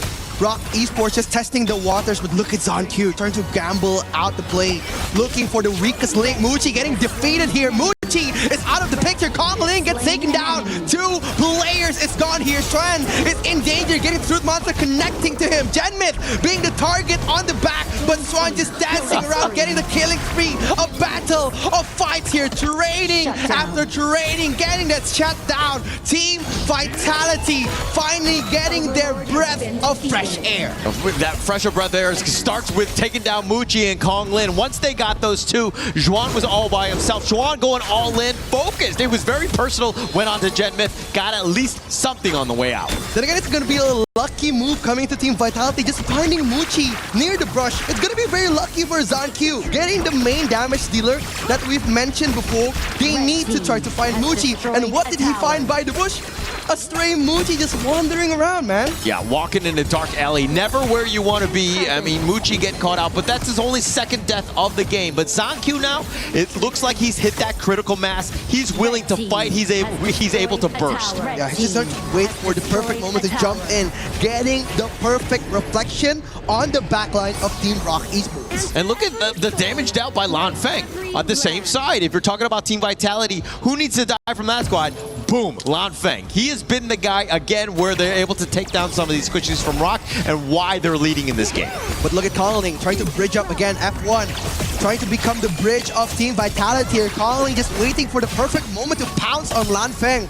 But ROC Esports, they're playing the safe game, trying to clear out all the waves here. Shuan just opening the vision, trying to get the perfect flank for Team Vitality. It's also about that split push as well, right? Xuan will be in the top lane. He's going to be spotted out as they do have minions that are pushing in from Team Vitality there. So they know that this bottom lane is essentially free, but at the same time, you need to be very careful with how they proceed because you know that Xuan is now off the map. He could be anywhere. Yeah, Shuan playing that zero vision gameplay here, pushing up the top lane, opening and meeting Ball at the mid lane, opening the vision for Team Vitality. Ball has been doing such a great job. Wendy is on half HP, getting poked by Genmith. But they're going to try to bait ROC Esports with the Shadow Tyrant. And look at the top lane. It looks like Xuan is realizing that they really can't fight into this. They have a deficit that they need to overcome. They're trying to force some sort of rotation as this Tyrant is about to be started on the side. Yeah, they're just trying to kite it out for Team Vitality here. Kong Ling being the sole player, opening up the vision, but Ball just meet up with Xuan in the mid lane, making so much space for ROC Esports. What an amazing macro play coming in for ROC Esports. Oh, so smart. So smart there. And this is why ROC Esports are tough. The way that they were able to push with that minion wave, force the rotation, Team Vitality had to give that up, and that opened things up for the Tyrant. And we're looking at Tempest Dragon area soon. Oh, but look at Wendy getting punished on the back line, but look at that Raging Sea from F1! Getting the triple man crucial cut control. Kongling wanted to dance, but Vitality denied it. Getting killed on the back line. Shuan popping in, popping off, getting that triple kill for the IKL farm laner. Lan Feng Muchi coming in at the right time, biting it, aiding it. 1v1 situation for Ball here. ZonQ trying to punish it back, but ZonQ survives. Muchi is in danger. Yeah, but Muchi's like the Terminator. Nobody wants any of his action. Yeah, he's going to try to force the 1v1 here. ROC Muchi trying to poke it back, but nobody wants to eat up this one. But look at Ball! Getting sniped by the farm laner from ROC Esports. What a mistake. What a mistake there, but the play by Muchi, he has so much damage. He could do whatever. They were trying to fight. ZonQ couldn't do it. Ball couldn't do it at the same time, but checking out this replay, I mean, it started with a great win and taking down Wendy. Konglin really had no chance because all of them were grouped up. Xuan had shown up to the party, has that CC, but Muchi, look at this guy all the way on the outskirts. Lan Feng right now doing too much damage. Dude, if you saw, nobody wanted to do anything with Muchi. Like, they had the 5-man gank potential, but they sent out Ball just to handle the top lane wave. And if they wanted to, they could, but they wouldn't want to budge. They wanted that Tempest Dragon. They wanted damage scale up from the objective, and right now ROC Esports, they're forced to defend. I mean, the fact that Ball had to burn that Sage's Sanctuary charge, it might be huge coming in. We're in the essentially the late game. It could really make a factor here as we go in, of course, to this final potential push. Team Vitality waiting for the perfect moment for the last push. The high ground is their highlight here. Genmet poking it back. Sunq trying to switch up the domain with that mirror domain here. Team Vitality checking the first mark of the team fight. Yeah, going in for that spacing, but it's all looks like a little bit low from Waypit. They have to go back into the fountain. They will regroup on this one, but Team Vitality now in the driver's seat. You have the Tempest Vanguards. This is a potential push. You're up about 5K. Everything is going your way thus far. It's gonna be their way here unless ROC Esports finds something to set up. But Kongling just opening up the vision, giving so much information here. Waypit getting poked back again. The mirror domain becomes the death of Team ROC Esports because right now they're gonna try to push another high ground. The mid lane is gonna be their main focus. Yeah, Kongling was thinking about going for some sort of split push, maybe a flank. Team Vitality understand that, hey, our flanks are potentially vulnerable. Ball was there to scout things out. You cannot let Xuan or Kongling get the better of you because that's pretty much the only way you're gonna lose a team fight. 100%. Lanfeng being the main star of Team Vitality, the main target on his back. Right now, he needs to play the safe game here. Waypit getting poked back again. The meteor kill coming in. Kongling trying to dive in on the backline. But look at the Guan Yu for Sean. Just diving, being the kryptonite. And look at that man stun. Team Vitality is in danger. Coming for Team Vitality. ROC Esports punishing, destroying, annihilating a lot of the players. Team Vitality getting punished here. Oh, Xuan is one of the best players on the Guan Yu. He is so good. His ability to find flanks and to go in and to just control the team fights. Ooh, but look at that. Sunq getting the kill on Waypit, but the Destiny popped off. Kongling getting the shutdown on the jungle from Team Vitality. It's going to be a 2-on-1 dash ball. It's going to be poked back again, getting that switching item very fast on the death mark of Team Vitality. ROC Esports raising from the dead.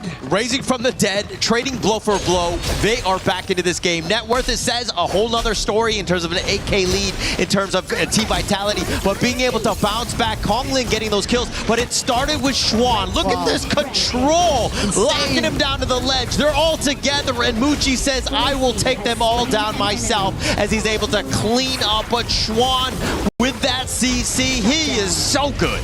It's crazy, right? He's playing by the bush, just waiting for the right time to pounce on Team Vitality. And when he made it to that quadruple man rigid charge stun, it was an incredible moment for ROC Esports. Yeah, and you can see the fans right now saying, oh my gosh, what a play. ROC Esports now, they have a Tempest Dragon. They're trading Tempest Dragons at this stage of the game. They're just trying to bait out as much as resource skills that Team Vitality has now. And with Xuan on the map, they're gonna focus extra on that Guan Yu, making space for Kongling to become the main damage dealer of ROC Esports. Yeah, and Rookie, you were talking about it. They need to mark Xuan as much as possible. They have not done a good job where Xuan has been able to get the better of them with these amazing flanks. Yeah, they're gonna try to push it back again. The Tempest Dragon is on their side here, but look at the Destiny counter Kongling, waiting for that entryway. F1, still having the flash, still having the Raging Sea, playing the long game for Team Vitality.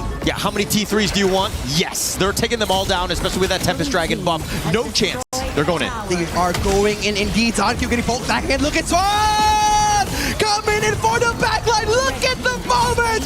The quadruple knockback. ROC Esports being the punisher, getting the victory. Patience is key. 3-0 for Team ROC. ROC Esports with yet another amazing play. I mean, Xuan, he actually came from the fountain, and I think that they were like, what is going on? Why did we leave our back door open? And just completely able to come back and take that game. That was a crazy one. What? How? When? And why did that happen? Xuan got the back door, got the quadruple man knockback, no way out, initiating the cage for Team Vitality. Such an amazing punishment from the Malaysian team. Yeah, absolutely immaculate play there. I mean, Xuan just like, hey, hold my beer, I got you one. This highlight after highlight is going to be nothing but Xuan with those pushbacks, the Razor Cavalries, the heroic charges, just controlling the battlefield this entire game. It must be frustrating, like controlling the game since minute 1, holding the game to a double Tempest game, but they are releasing the stress onto Xuan. And after Xuan getting that momentum on the gameplay, it makes it very difficult for Team Vitality to do a comeback because vision is their weakest weakness. I mean, look at this. Every single time, Xuan taking advantage of all of that vision that they had, always going to the back line, and he gets out. He has enough speed. Even in a losing team fight, he realizes, oh, okay, all right, but I find the pickoff. Who needs to die? Lanfeng, his target priority of who needs to be controlled. The way the timing comes in, he's lit like the bat signal comes up, Batman is there, and Xuan is that man.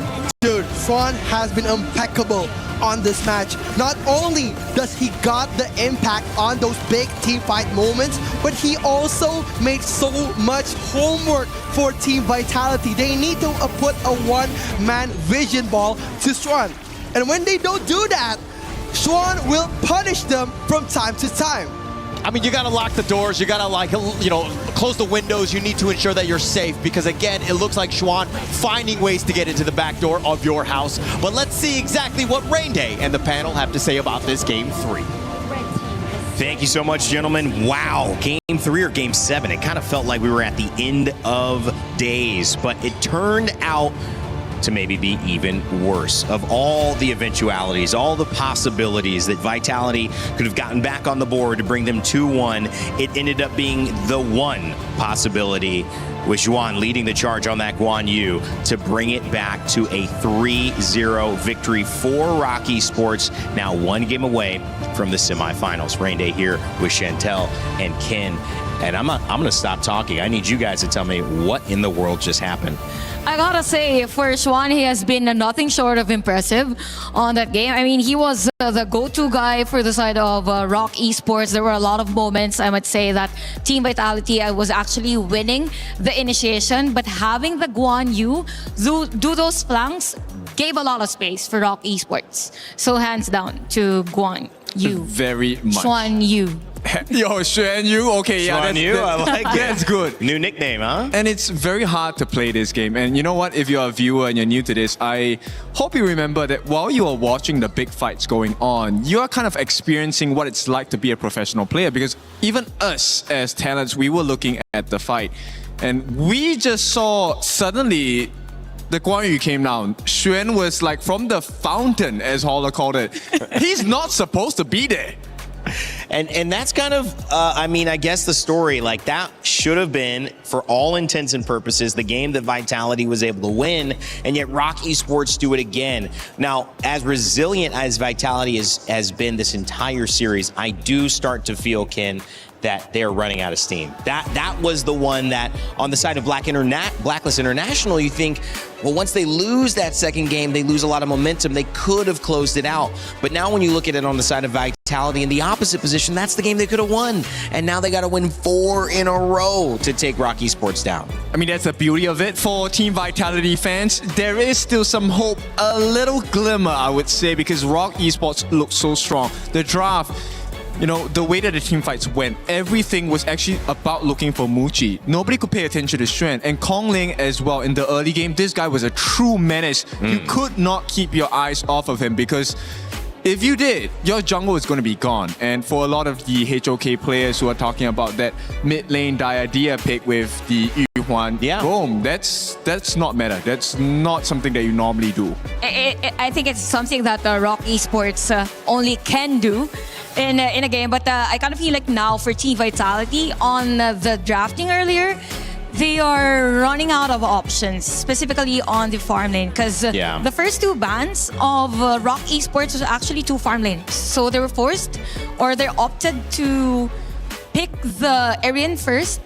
So it just means that it kind of affects now the sequencing of the prioritization of heroes for the side of Team Vitality. But definitely that performance is a boost of morale for Team Vitality. It's more on them trying to stop other players now for ROC Esports. Because for ROC Esports, they're stepping up whenever there is an instance for them or whenever they're needed.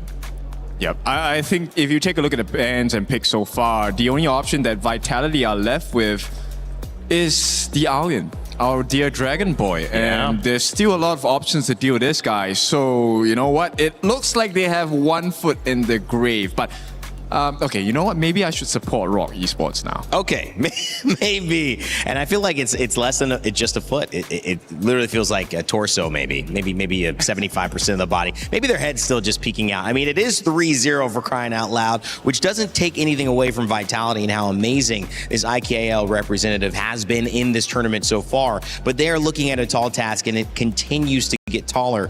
And when I look at the impact Lanfang had in that game, and you look at that, 39% of the damage dealt was done by them. That's 40% of your team fight if they go down. And clearly they were able to figure out an answer to that later on, Chantel. And part of it is that an overperformance by Lanfang? Is that what Vitality need to figure out? How to be more threatening across multiple roles rather than just isolating that damage on one, where if he goes down, that's it. I think it's more on them not giving that space or breathing room for the other team, because it will come to a point that the equilibrium, there will be an equilibrium on the game. So yeah, it's just ROC Esports able to stretch out the game. They brought it, and then they had all the items that they need at a maximum level as well.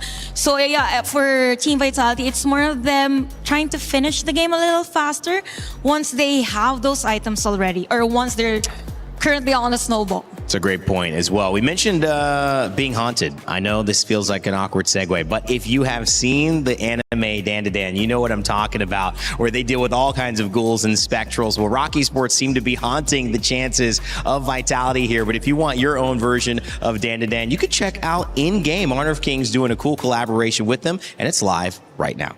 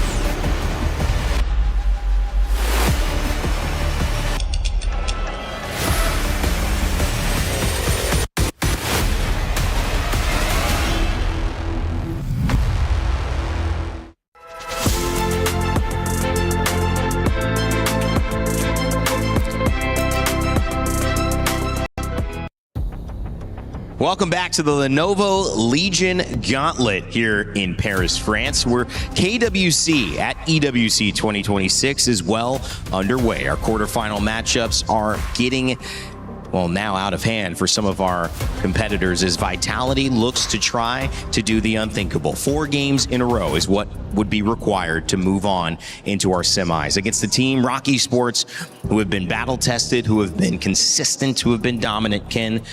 And it looks like if they do it one more time, they will have at least $200,000 to their name and a chance to fight for a spot in the grand finals.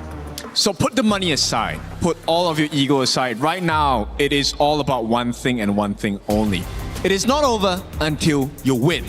So do not lose your focus, give your best, because this one must count. Game by game, Chantel. Definitely, and it has been the theme of our previous game. I mean, we all thought that Team Vitality was winning that game, but if in this game they're able to secure that win, that 4 straight wins isn't impossible. Well, it's certainly not impossible for ROC Esports because they're on the verge of doing it. One more win and they've got 4, although it's the opposite of our IKL competitors. Holler, rookie, it's time to take us to game 4. Will it be the last one or will we see this continue on? Thank you so much, Rain Day. As we go into game number 4, look, Team Vitality, that was probably a game they let slip through their fingers. That's going to be on the other side, right? If we're talking about from what happened yesterday where they're able to kind of steal away some of those games, it looks like one was stolen from them. Dude, a 10,000 gold lead from Team Vitality was slowly taken away from that Guan Yu alone. It was an amazing play coming in from the Crystal, playing by the blind spots of Team Vitality and getting those quadruple men knockbacks again and again. Xuan is a monster. Yeah, man, let's just let the past go, all right? Let's just move on. Okay. You keep talking about history and all of that, but let's look at this from a best of 1 for Team Vitality. Because again, you lose 1, you're out. So everything essentially is down to this. Of course, look, that one hurt. I mean, I just heard actually during the break that ROC Esports, they didn't swap in time, and that was why Wendy picked up the Diadea, and actually that was the first time Wendy has even played the Diadea. Dude, that's insane, right? Like, the first time playing the idea and getting so much of the control of those team fights, it's gut-wrenching to see, especially for Team Vitality, who has been holding up so much of a lead on the game, just losing by a bit of playing on the knife's edge, especially coming in from the moment from Xuan. And right now, it's gonna be the reverse card here. The Guan Yu goes to ball, and F1 is gonna be playing Annette, one of our newer heroes. Yeah, and one of the newer heroes, but at the same time, I'm kind of like, okay, yo, your back is on the wall. This is, you lose this game, you go home. Is this the hero you want to be bringing at this stage of the game? And that's really good, right? So Annette's ultimate could make everybody in the circle basically immune. So that's why it's very good for those long-term team fights. And looking at the first 2 picks of Team ROC, he's bringing up so much stun effects, like Wendy, it's gonna be Kong Ling playing the full-born tank, and also the Motsu for Wei Pit. So it's gonna be a lot of CC coming into Team Vitality's roster. That's why the Annette pick is gonna make them so viable for those long-term team fights. Yeah, and it's about the long-term team fights. At the same time, you're looking at the flowboard tank very much into the extended team fight, if you will. You've got the Aaron also with the damage on the outskirts. Looking more towards that Chicha matchup, potentially being flexed into that farm. Yeah, it's gonna be one of the most deciding match of this tournament here. It's gonna be the last game point for ROC and Team Vitality. They would need a miracle to come back from this 3-0 deficit. And the Umbrosa pick trying to match it up with Guan Yu. Considering that we don't have a Mayin around here, that's why Umbrosa has been a very, very good matchup against those scary Clash laners as Guan Yu. So he can be pulled away. The Guan Yu can definitely just, pull into the enemy team, if you will. So the control is something that they need to worry about. Yes, you have that secondary life from Umbrosa, but for me, it's about Xuan playing a hero that can pretty much carry as well. Agree. Like, they've been using Umbrosa in this tournament, such as Charlotte.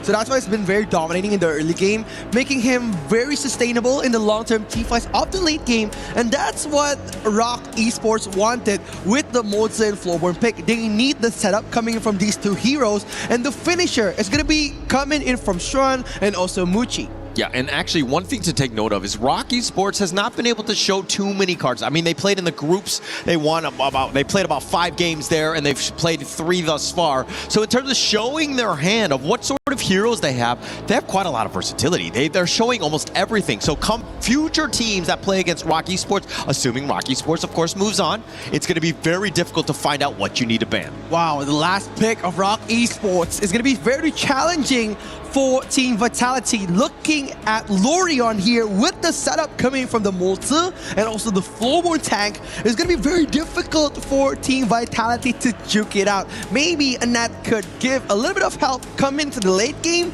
but the matchup for the early game, Ziya is going to have a little hard time to go lane to lane with that Lorion from Wendy.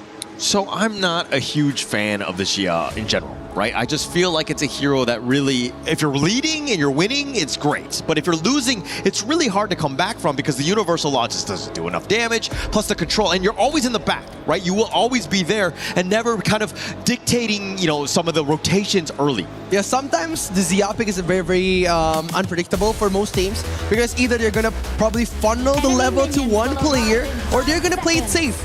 And I don't like it when the Indonesian teams play a bit more passive because right now, Team Vitality is in the danger zone. They need to step up. They need to give Genmyth those aggressive heroes. Playing safe hasn't been the answer from game 1 to 3. How will it be changing on game 4? Yeah, Genmyth has not been able to play his game. Zankyu is as well because of the fact that if we're looking at ROC Esports, Muchi, even continuing on from that last game, they got a king's moment as he got a pentakill in that last one. So all I can say is cha-ching for Muchi. Thank you. Thank you, Holler, for just rubbing the salt on my wound here, on my heart. But Conley has been playing amazing on this tournament, especially on this best of 7 series. Waypit just paving the way here, getting that knock back on the back line. Waypit trying to escape from Death's door, but managing to output that flash at the nick of time. Yeah, so he used it early. I mean, he will stay alive. You never want to give up first blood there, but Waypit taking probably a little too much damage. Vitality with a good attempt. These are the types that you need. You want to put, again, you want to be making the rotations. You want to be pushing them back all the way in the tower because, again, you might miss some last hits here as Muchi is kind of struggling with that. Agree. Like, if we're saying about gameplay, like, ROC Esports, they have their own style. They would funnel everything to Muchi, and onto the late game, Muchi will suddenly appear and destroy their opponent. And that's how they've been managing for the 3 first games against Team Vitality. If they want to stop ROC Esports, they need to stop Muchi from dominating those late game moments. Yeah, you're talking about Muchi, I'm talking about Xuan.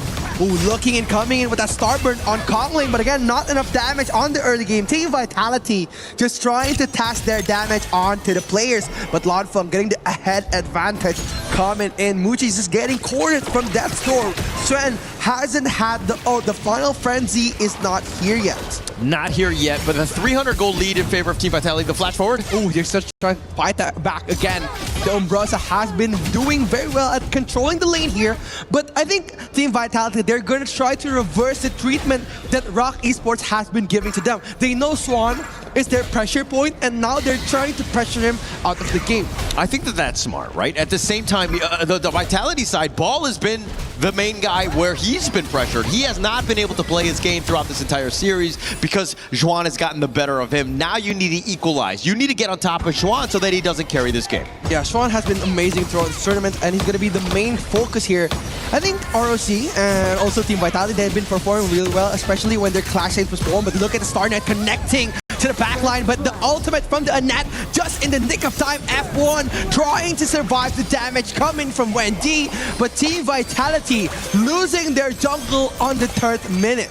3rd minute, but Zankyu did have the level advantage over Konglin, so I guess there's that silver lining where he's not going to be losing or so far behind. Obviously, it's about the net worth here, and if Waypit steals this Crimson, oh my gosh, this would be a disaster for Vitality. I don't think so. Zankyu still has his might here, so there's not going to be possible stealing option. Maybe if Waypit got lucky, but if we're talking about luck has been on Vitality's side. I mean, it's been thus far. I mean, Vitality was all lucky yesterday, but as we check out this replay, Zankyu just a little too low. Konglin, the slowboard tank, is a problem. The way he's able to dive and control you, and Zankyu knows right there he made a mistake.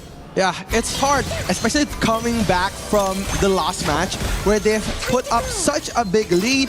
They doesn't only need like a mental reset, but they need to trust each other more. Because again, the mental game is strong coming into the last match of the game. Very frustrating, if you will. Losing the game that like they did, that's incredibly draining, and especially in a best of 7 where we're like in a must-win game to kind of get yourself back into the series, had a chance, and the way that they lost it, not great. Opening the ultimate onto Wendy. Wendy gets taken down, but Ball pointing in at the perfect time here. ZonQ gets pulled back, but Xuan wants more action. The ultimate from Annette just in the nick of time, but Ball disengages. Not enough damage coming in from Team Vitality. It's going to be 1v1 coming in from Muchi and Lanfeng, but ROC Esports capitalized on that one. I mean, the only one that was able to survive from Vitality was Gen Myth. On the same side, Wendy was the only one to have fallen. ROC was able to win the one-on-ones, always getting that advantage, and now they're starting to roll. They're up 5-1. This is already a 1K net worth lead, which will get further exacerbated by this tire take. Again, it was a gamble on Vitality's side. They wanted to try to poke on Wendy, but again, after getting the reward that came with Wendy, they don't have a plan B. And after that, ROC Esports punishes them and gets the spike of gold. Now, 2,000 gold lead in the 5th minute, but Wendy getting punished against ZonQ, getting up back by the Starry Knight. The ultimate coming in from Wendy a bit too quick. ROC Esports still survives. I mean, good attempt there. I think that having him recall back is going to be, again, just trying to slow him down as much as possible. But this is where Team Vitality, you're seeing a bit of a desperate play. They're playing to, trying to get some sort of pick off, but ROC are not giving them anything here. It's going to be very hard considering that they're bringing in a Xia mid that scales very, very long. Like, Xia needs a couple of items for him to be viable, and now with the Venomous Staff on the roster of the items, it will take him longer to deal more damage for those risky team fights that Team Vitality likes to take. Yeah, it seems like you have a little bit of hatred towards Xia because of the fact that he's old.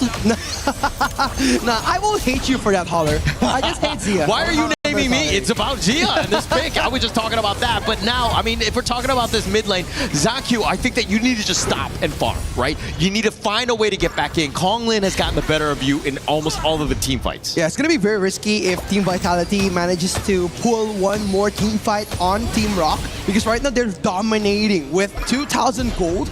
And if they're going to try to pull a risky move again, I don't think that Team Vitality could rise back from the dead. Because right now, total tempo control coming in from ROC Esports. It all really comes back to Ball. But look at ZonQ getting the 1v1, just barely surviving here. But Chan gets pulled back. Lanfeng wanted that dance here. Coming in, Ball getting that knockback on. 2 players from ROC Esports barely managing to get the return. ROC Esports, they need to defend.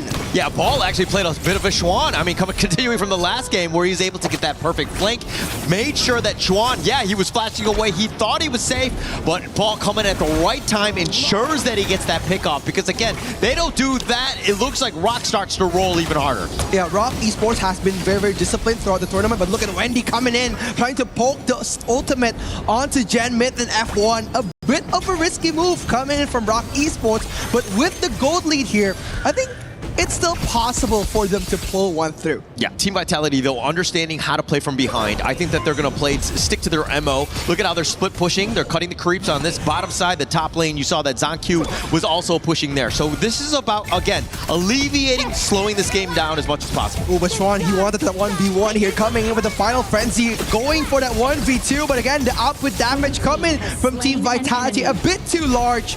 Wendy, just a bit late coming in to help Xuan here, but again, still a good trade nonetheless. Closing in slowly from the gold gap from ROC Esports. Yeah, the CC was on point, right? In the sense that he had nowhere to go. He was not able to get on out. Xuan was in a bad spot. The Final Frenzy only does so much. It like prolongs the fight more than anything else, but not able to do it.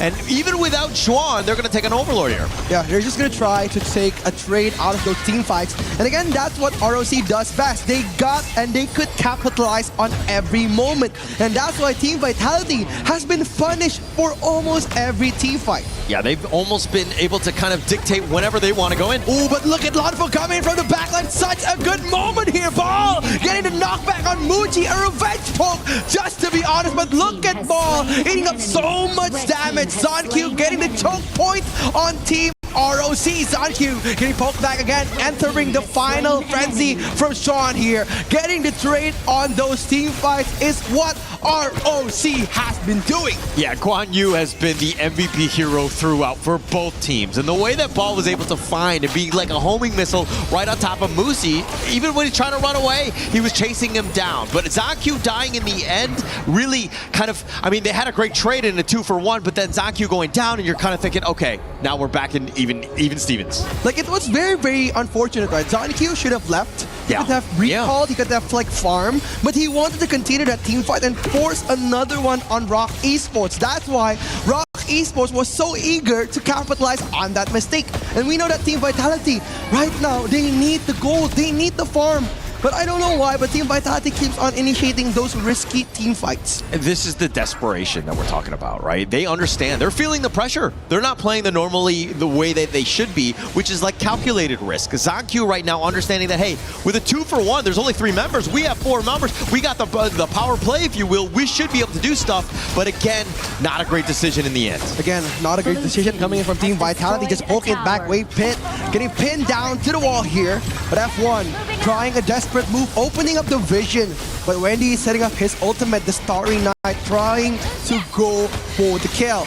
ROC Esports just baiting out the players from Team Vitality to take the Tyrant and putting the apple on a stick. Wave Pit getting poked back again. Wendy with that ultimate. An amazing initiation coming in from Wendy. What a moment from ROC Esports. I mean, F1 just barely just steps a little too close, you know, to the river, if you will, and he was kind of walking out of position. Wendy made sure that he takes that pick. Yeah, he just wanted this now. Just getting the trade over the big objective, the Shadow Overlord, getting that pushing potential. But the Star Knight is targeted from Wendy. Getting it is the reward. Wave Pit will be the one who's eating those buffs. Yeah, stealing that away. I mean, Wave Pit, very, very sneaky. And now ROC Esports having a bit of an advantage here as they're looking to just push this mid lane. Wendy has been on point with his Lurian. It's very scary, right? Like, looking at Wendy, like how he sets up his ultimate has been very, very hard for Team Vitality to dodge. Even though, if they know the ultimate's coming, bigger chances are they wouldn't be able to dodge it out. But look at ZonQ getting the choke point on Shrine. Shrine just open up a spike mail to defend himself. But look at the ultimate coming in for Wendy. Ball just opening up the vision, being the threat that he is. But Team Vitality, they are gonna push back ROC Esports. ROC Esports wanted more, but they are not gonna give them any more. All right, we kind of talked poorly upon the Jia pickoff, but it's level 16 right now, and it does have that Sanctify, which is able to kind of accelerate him. But this is still 50-50 in that sense of, like, they're not out of it. At some point, that level advantage will definitely help as he's able to spread that across the other heroes. It's all about playing by the blind spots here. Like, Ball, he's maximizing on the vision of Team ROC Esports, and they're just mimicking what ROC Esports did on Game 3. And right now, ROC Esports being the one who's doing the gameplays on Game 3, they know how to counter it with the multi-pick, and Muti being very careful, opening so much of the map, just trying to be wary of that Guan Yu. Yeah, and actually that's kind of why they've been timid with some of the team fights, understanding the power of that Ball, that Guan Yu. If he's able to find that flank, it will be team fight winning, but they're not giving up anything. They're playing the map perfectly and, again, covering their flanks. Yeah, they're going to try something here. Wendy trying to open up vision. F1 getting knocked up again by Starry Night coming in from that Lorian pick. Conkling being as sustainable as ever, but look at ZonQ entering the backline here. Ball getting that knockback onto Muji. Muji gets taken down. The ultimate from the Morty gets cancelled. Wave Pit gets punished. ZonQ got annihilated. Lanfeng entering at the perfect moment. Janmin with the incredible knockup. Sean wants that 1v1 here. Wendy helping a bit on the team fight, but Team Vitality survives another ROC special. Yeah, taking out Konglin, Muchi, and Wave Pit. A huge win for Vitality there, but Ball with a perfect flank, really setting him up. I mean, ZonQ initiating excited, he got focused, tried to get back to safety. Unfortunately for him, he got picked off by ROC, but everybody was so far overextended, they were trying to take Zankyu that they got out of position. And again, checking out this replay to see exactly how they go. Zankyu going in for this play. Look at Ball with that flank. The Razor Cavalry, no way you get out. They herd the sheep in, if you will. They find Muchi, and once he's down, it's a matter of just who's still alive. It's very risky, right? Like, Schwan flashes himself out just to get Zankyu from that teamfight alone. And again, it's about the trades from ROC Esports. Even though that they weren't ready for those big team fights, but there's always a reward coming in from those initiations. Yeah, but while we were having a bit of a replay, Ball, we complimented him. That's my bad, right? As he gets picked off, he was a little too far in the enemy jungle there. ROC making him pay. I think like Vitality now, they need to tone down because their tempo is so fast to the point that each other of the teammates, they're not ready for those big team fights. I think Ball has the setup, Schwan has the river, but right now what they're focusing on needs to be those big objectives. Yo, you've been cheering for Team Vitality this entire series, and you're just now trying to tell ROC to calm down? Ooh, but Lanfeng getting punished back again. Star Knight coming in just to stop Lanfeng. The main damage dealer of Team Vitality has been thrown off the map. Team Vitality, they need a breather here. Wendy getting punished back again. Shut down. Coming in from Zankyu. Punishing the Ball. Coming in from the river. Dictating the tempo of the team fight. Ball just holding on so much. Universal Law connects to the mid lane. Muchi surviving, getting those free hits onto Zankyu. Opening the ultimate, flashes out again. Zankyu gets taken down. F1 just surviving on those crucial moments. But Kongli won't let it happen. Double kill for Muchi.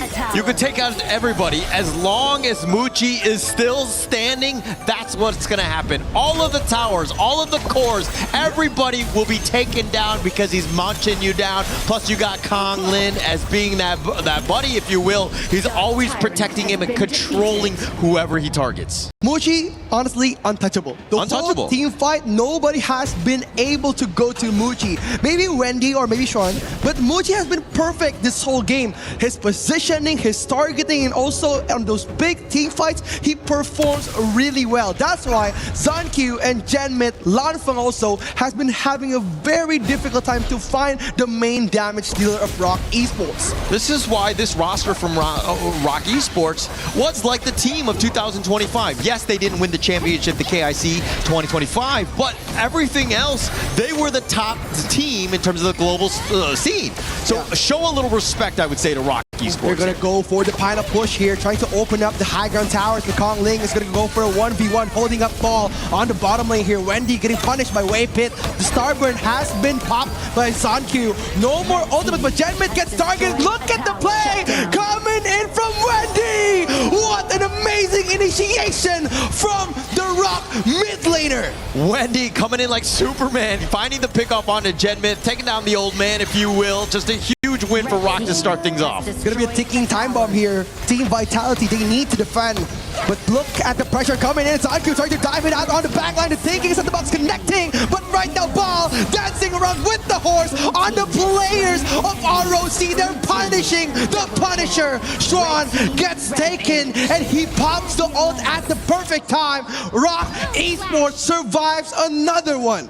I mean, Vitality right there, able to salvage that one. They got a 3-for-2 trade. I think that they're going to be happy as we check out this draft in. Look at how they dive deep. Ball coming in with that Razor Cavalry. The control is real, but they took down Muchi first. That has to be target number one. But Schwan with that secondary life says, actually, I might be a core now. I'm able to carry from my position as well. Yeah, they're trying to find some ways to come back from Team Vitality. But ROC Esports, they have an answer for every question that Team Vitality gives them. And this makes it very difficult, especially going for like the targeting of each team fight.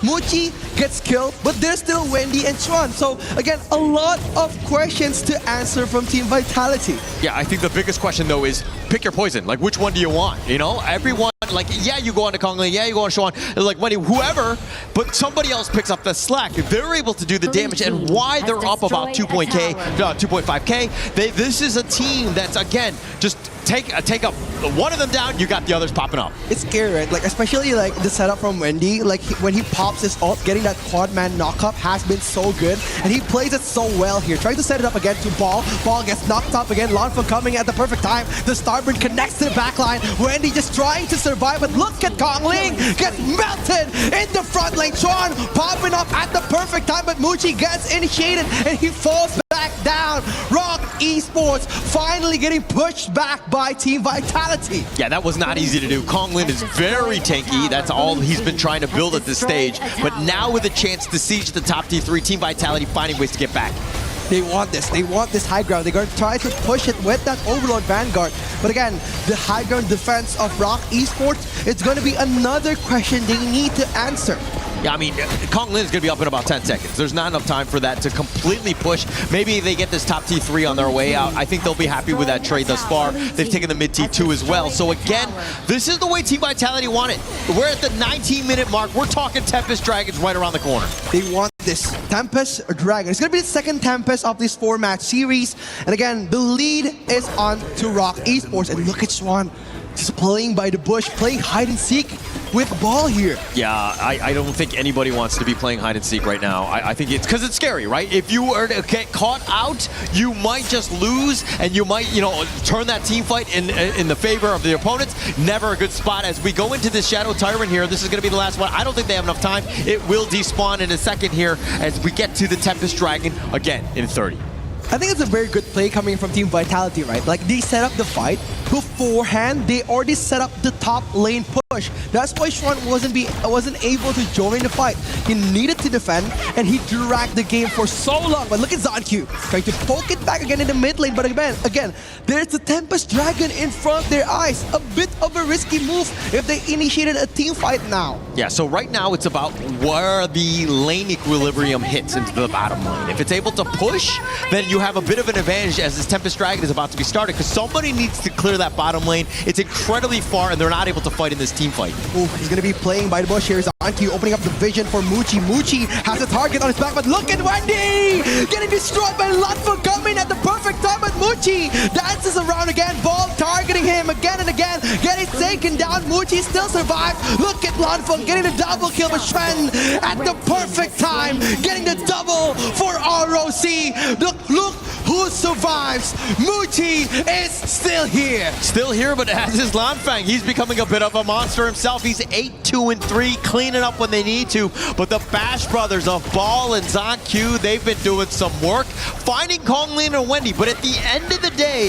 those are probably not the true targets that you're looking for. You need to find Muchi. You need to find Chuan. And both of these guys, I mean, Chuan is 7-2-6, absolutely carrying. What a play. He just waited out for the dash, and Waypit gets taken down.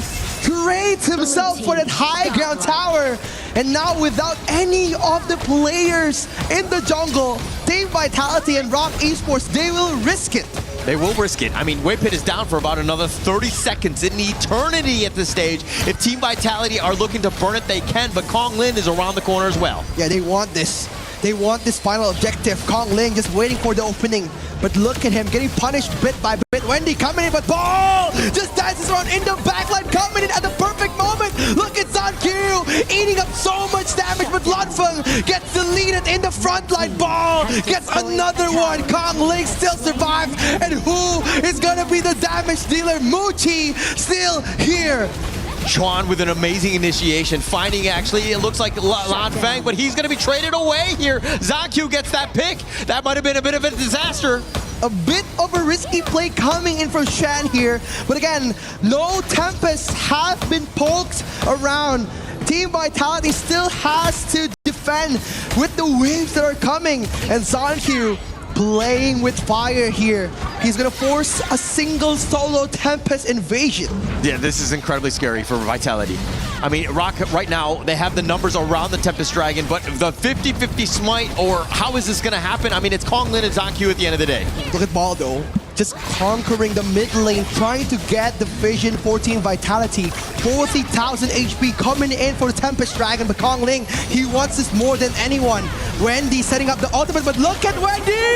Coming in, ZonQ with the spike! Muji still surviving with Ball, eating up so much damage, but he wants this, punishing Muji on the back line. Zonkyu coming for help. Team Vitality raising from the dead. Raising from the dead, but starting with that Tempest Dragon, and then Ball finding Muji with that Tempest Dragon buff, but the bottom lane is pushing. Ball is going to be actually regrouping all the way to the bottom lane to fix that one, but ROC, I mean, they're down 2 members. This will be a very difficult hold. This is going to be the final push coming in from ROC Esports. Team Vitality are going to push it back again. Wendy pops his ultimate, but look at Sean opening the final frenzy, the final defense. Zonkyu gets poked back, but look at Lanfeng dancing in, poking one by one, but Xuan is on half HP, defending the tower with his life. Wave Pit coming in 2 seconds on the clock for Kongling, just punishing one by bit, but Kongling is here to save him. Trying to save him here, but this is the Crystal. It's going to be focused fire, and it looks like Team Vitality will take game number 4. The comeback, the breath of fresh air. Team Vitality has gotten their breath. They've gotten at least one on the board. They needed this one. Hopefully it will be more to come as they come into this one, but they finally found a way. They had some answers, and ROC Esports, again, not able to find this one, at least in this game 4. And again, with that mirror pick coming into game 3 and mimicking the pick on game 4, Team Vitality utilizes those drafts amazingly, punishing almost everyone who came onto those big team fights for Team ROC Esports. I mean, for me, this was, I mean, we're going to check out the highlight here, but for me, Ball making some serious plays on that Guan Yu. The way that he was able to run down Muji, to constantly hound Wendy as well, and Juan put up a great fight. There were many times the counter initiations were on point. He always was in the right spot at the right time, but it was just too much vitality in the end. Again, this is a very, very clash lane focused game. Ball and Xuan was trading hits on many team fights, but the one who survives is always Muji. Yeah, and it looks like we're going into this. I mean, look, that was as back and forth as you got, right? Tempest Dragons being taken here. We even saw them in the last game, but it came down to this final team fight here. Yeah, it was very scary, right? Like, we don't know how did Muji survive this team fight. Zonkyu and Ball was going all in, but look at Xuan. He closes the exit from those 2 players, and Zonkyu getting that Tempest Dragon was the reward coming from Team Vitality. And look at Ball. Look at them diving 3 members. He doesn't seem to care, but let's find out who does care as we go back to the panel now. Oh, I care, and I think the world cares as well. Indicus in the front of the stage also cares. She's been very, very active on camera, by the way. There she is, right there. Singer. I'm just learning as we get some more action for the fans here at the Lenovo Legion Gauntlet. It's always fun to see everybody enjoying what can be the start of a dream, and what a dream it would be. Vitality trying to do it. Chantel, Ken, I love the approach that we've been able to take over the course of this series, because you never count a team out. You always say it's possible. It didn't look very probable, but now we get to see there's a chance, there's a spark. What went right? What allowed Vitality to finally come back and keep this series going? I think for Team Vitality, they just played around the strengths of their lineup. I mean, it was the same performance as to how Xuan played. The Guan Yu Ball has been very effective on those flank plays. You have the setup play from Zonkyu as well. So I kind of feel like for Team Vitality, as long as there is an on-point or efficient layering of skills, it is possible for them to mostly win the succeeding games for this match. Wow. It is a difficult formula, because if you take a look at what happened, the last part where Bao finally came on, they actually hit all 3 markers, which is to get rid of the Clash, the farm, as well as the jungler, right? So let me show you what it means here. In the early parts of the game, what Vitality had to go against was the fact that they were constantly behind. Bao was never ahead in the Clash lane in terms of gold or EXP. And, you know, Xuan was the saving grace for the side of ROC Esports, because yes, you take down Kongling, the big tank, you take down Muji, the farm lane, but Xuan was always ahead, and he was ahead of everyone on the side of Vitality. So they could never end the game. Vitality had to hold on until the Tempest game. If that was not possible, they would have lost the game very much early on. That 20-minute Tempest Dragon made a big impact, Chantel, and obviously that fight, it was delayed. It was back and forth. Zhang Q able to finally get it, but it was one where everything was on the line. That moment, that final hit could have tilted things back the way of ROC Esports. I think it all boils down with this pick of Team Vitality, the hero of Gen Myth. There were a lot of moments that it could have been a setup play for Kongling and the rest of ROC Esports. But because of the second skill of Zia, there is the disrupt with a possible initiation on the other side. So you have layers of crowd control. You also have Annette on F1. Again, I've mentioned about the layering of skills, and it goes to show that for Team Vitality, as long as there is a clear vision or a clear space for a Long Feng, then everything will be a lot easier for them. They traded the Guan Yu wins. It was a longer game for ROC Esports, but when you look at the way that actually Game 3 and Game 4 have gone, it was long on both. It was a chance for Vitality on both. Ken, you're shaking your head. Does that give you now some sort of confidence? I mean, it's weird to say to a team 3-1 down, but do you agree? I agree, because in most cases in a best of 7, this is where the momentum starts to change, right? For ROC Esports, you're so close, and every time you fail, you're like, wait, I'm supposed to be close to the finish line. But for the other side, on the side of Vitality, it's, hey, we're catching up. So the momentum swing, you're getting the groove back, right? Yeah. It's like, okay, I'm in the flow now. And for ROC, it gets more and more difficult because it's so close, but you can't touch it anymore. Yeah. We know you love running, Chantel, or at least everyone knows when I'm on desk with you because I always bring it up. And I wanted to know what you think is the comparison of this because, you know, we talk marathon, we talk sprints. This is obviously a marathon, but what's the comparison of when you think your run's over or you think you have only a little bit of time and then you find out, oh man, there's another big hill I didn't pay attention to. There's another something. How is that feeling that ROC is running into? In terms of running, and if we relate it into how the game goes, you always just have to remember that even though it is fast for others, it depends on your pace. So one game at a time for your Team Vitality, because as long as you get your groove, and then you'll finally be able to do the things that you don't think you can do. Yeah, I feel like ROC Esports, though, have set the pace. And as you're trying to keep pace with that, you don't want to get off till maybe the end where you can get a sprint or you can use all your energy to get ahead. Vitality, though winning and though coming close in Game 3, do you still feel like ROC is the pace setter in this one, Ken, and Vitality are catching up? Or have they switched momentum enough for you to think that now ROC is really responding to Vitality in this upcoming draft? I think for now, it's still ROC setting the pace, right? Because from the game plan of the coach in the draft, it seems like Vitality is playing the game of patience, right? They want endurance. They know that they can't possibly win the early game for now because it's so difficult. They're left with so little options in the farm lane, in the clash lane as well. So they want to burn the energy of ROC Esports. And once they're low enough, welcome back to the deep end of the pool. Let's see who can swim deeper. Well, Zia has won both games that he's been played for both sides, ROC Esports and on Vitality now. That late game monster is gone. Also, Guan Yu has traded wins as well on both sides, so he's gone as a pick. Chantel, where do you go from here for a team like Vitality who likes to play late? Definitely, since we're already at game number 5, possibly there could be a shift on the tempo, specifically on the early game. So this is the time we're in. We might see heroes like Pei, like the fast. Interesting. Yeah, because it's mostly banned on early game. Yeah, something like that. Our favorite combo. Which one? Princess Frost and? Princess Frost and Liang. Yeah. Oh, so the EWC skin and the Leon. Yeah. What's so good about that combo, Ken? It's full lockdown. You don't get a chance. If you're caught, you're caught. And then it becomes a 4v5. And if you have more gold, more EXP, it's bye-bye, you know. Night po. Okay, yes. Shout out to PK out there.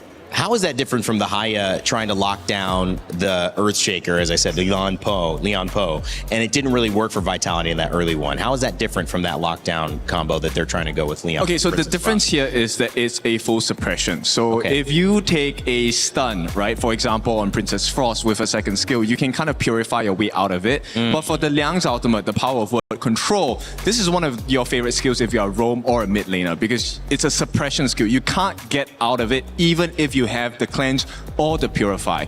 So I'm pretty sure Indacus here wants that suppression for the side of Vitality. I know that she is a big Vitality fan. We saw her jumping up when they got the win. Will we continue to see it?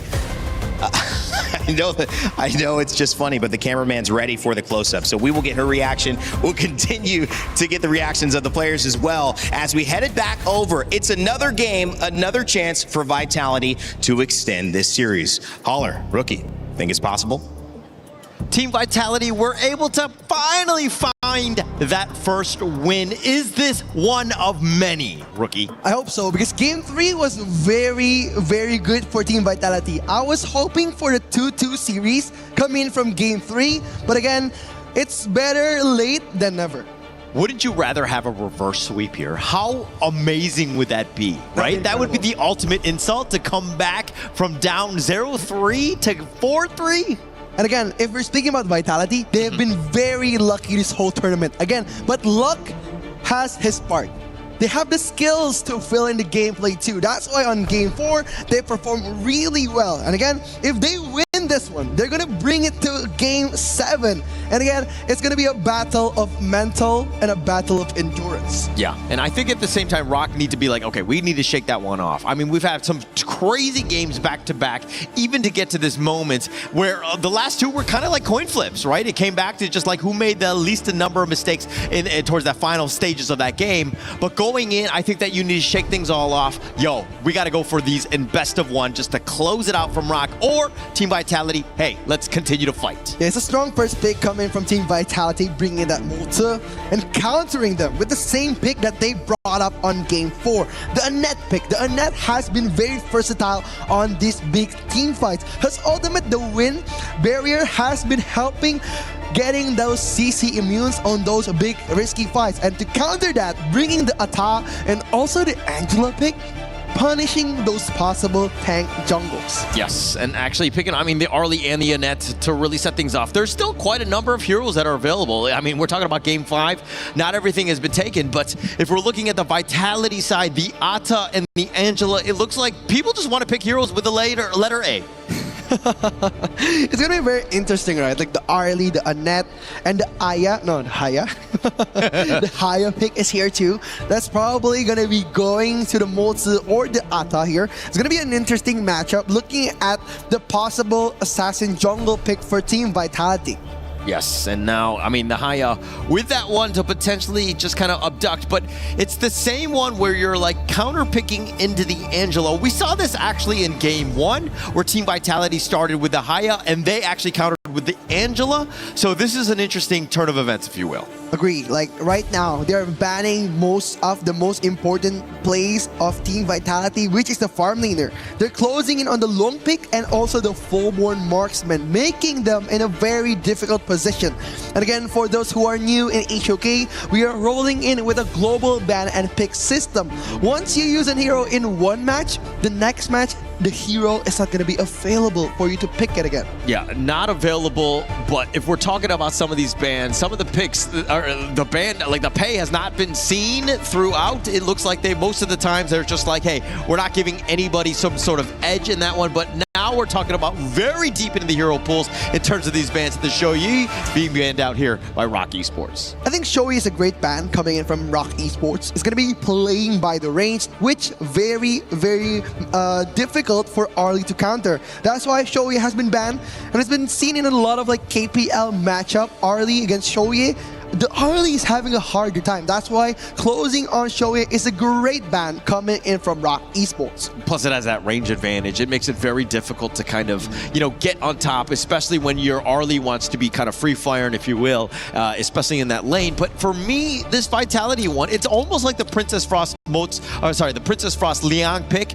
but you've got your Motes Angela. This is also a nice little 1-2 combination. You're talking about the Cannon Blast, you got the Chaos Cinder, stun for days, plus the Blazing Brilliance to, again, barbecue whoever you stun. But again, looking at this matchup, it looks like Game 2, where Game 1, where Wendy picked the Angela and Ball got the Charlotte, and Ball gets punished almost every time. So again, preparing for those tanky jungles and fans coming in from Team Vitality is a great choice, and closing it out on the Fatigue and also the D-Range pick. It's an interesting matchup coming in from Team Vitality. Very much so. I think the Fatigue, you got to let Ball carry, right? I think that it's still, like you saw in that last game, the reason why they won, right? Why they've been able to bounce back is, yes, he's been prioritized. He's had a tough one, but he's stepped up when he needs to, especially in that Game 4. Wow, the Algren closing in the last ban and pick phase off this game. It's going to be very interesting. Looking at the counters available from Team Vitality, they have the Mozu, they have the Angela, and the D-Range pick, making Charlotte and Algren a very risky pick from ROC Esports. Yeah, it actually, they have a decent number of counters. I don't think that they're going to be 100% comfortable, especially in that mid lane with Kong Lin on this Algren. But at the end of the day, I think that if ROC were to just kind of, let's put our head down, let's play our game of just farming, right? As long as we're not kind of forcing the action, initiating, and trying to fight when we don't need to, we stick to our MO of the first 2 games. I feel like ROC Esports has mastered the art of rage baiting. Okay, They are very good at baiting team fights to Team Vitality, especially coming in the early game. That's why on Game 1, Game 2, they are just following the tempo and gameplay of ROC Esports. Okay. Your statement there was rage baiting me, so I was wondering which direction you were going to go in as we go into Game 5 here. Team Vitality, hey, they won the last game. That is a lot of momentum. Hopefully it continues on into this one. It's going to be interesting coming to see Team Vitality. Will they survive this best of 7 series? ROC Esports, will they be able to maintain their lead to a dominant win against the Indonesian team? And this is where the true test of patience is, right? You were expecting, these best of 7s are long. They're drawn out. If you were to sprint the first 3 quarters of this race, you would have been completely gassed out at this stage. Hopefully for both of these squads, understanding that stamina is definitely a factor here. Oh, but look at ROC Esports. They know that Fatigue in this patch isn't as dominant as he used to be. But Wendy getting punished in the early game by Genmyth, getting poked, losing so much health in this phase of the game. A bit dangerous coming in from ROC Esports. For the record, I was talking about Fatigue and not Fatigue as we go into this one. But again, let's talk a little bit about Ball versus Juan to kind of get into the top lane. Charlotte, both of these heroes are definitely a mid to late game hero when they need to, right? And if they're able to get the back line, they could just potentially burst them down. Yeah, agree 100%. Like, they need something on the late game here. They're going to try to drag this game to the latest of late game. Probably going to be another Tempest coming in from these 2 teams. But again, what a surprise coming from Team Vitality, being the dominant team from IKL. Right now, they're struggling against ROC Esports. And ROC Esports is also having a bit of fluctuations coming in from Game 1 and Game 2. They're not performing as dominant as they used to be. All right, what team doesn't struggle against ROC Esports, right? I think that is something that we need to consider because their level of play is incredibly high. Again, I think that Team Vitality able to steal 1 game away, a huge win for them, giving them more opportunities as, again, this Game 5 is underway. Yeah, they want this team fight. Team Vitality, Ball haven't has his ult yet. That's why Team Vitality isn't approaching for that aggressive play. But it's a good decision coming in from Ball to freeze the lanes of the wave, making the farm laner of Team ROC Esports a bit far back. And right now, Team Vitality waiting for the 4th minute. Yeah, waiting for that 4-minute mark. If we're talking about Lanfeng and Muchi now into the farm lane, D-Ren-J and the Arlie for both of these ones. They had great games in the last one, right? It was really back and forth, and it really came back to which of the farm laners got picked off early in that team fight. Yeah, this is interesting coming in for ROC Esports to be playing such a close game here. Playing a bit close to each other, just trying to get that gold advantage coming in from the gold sharing mechanic of HOK. And right now, Waypit, being the support that he is, there will be no over-aggressive play coming in before the Tyrant or Overlord. Yeah, for me though, if we're talking about Rocky Sports, it's like you got to enable Ogren, right? A Konglin, if you will. Get him going, right? Everything needs to be prioritized in his favor so that, again, he's able to carry into that mid game. Yeah, it's going to be very interesting coming for the mid game here, but Waypit getting punished. The thing is that the box connecting to nothing.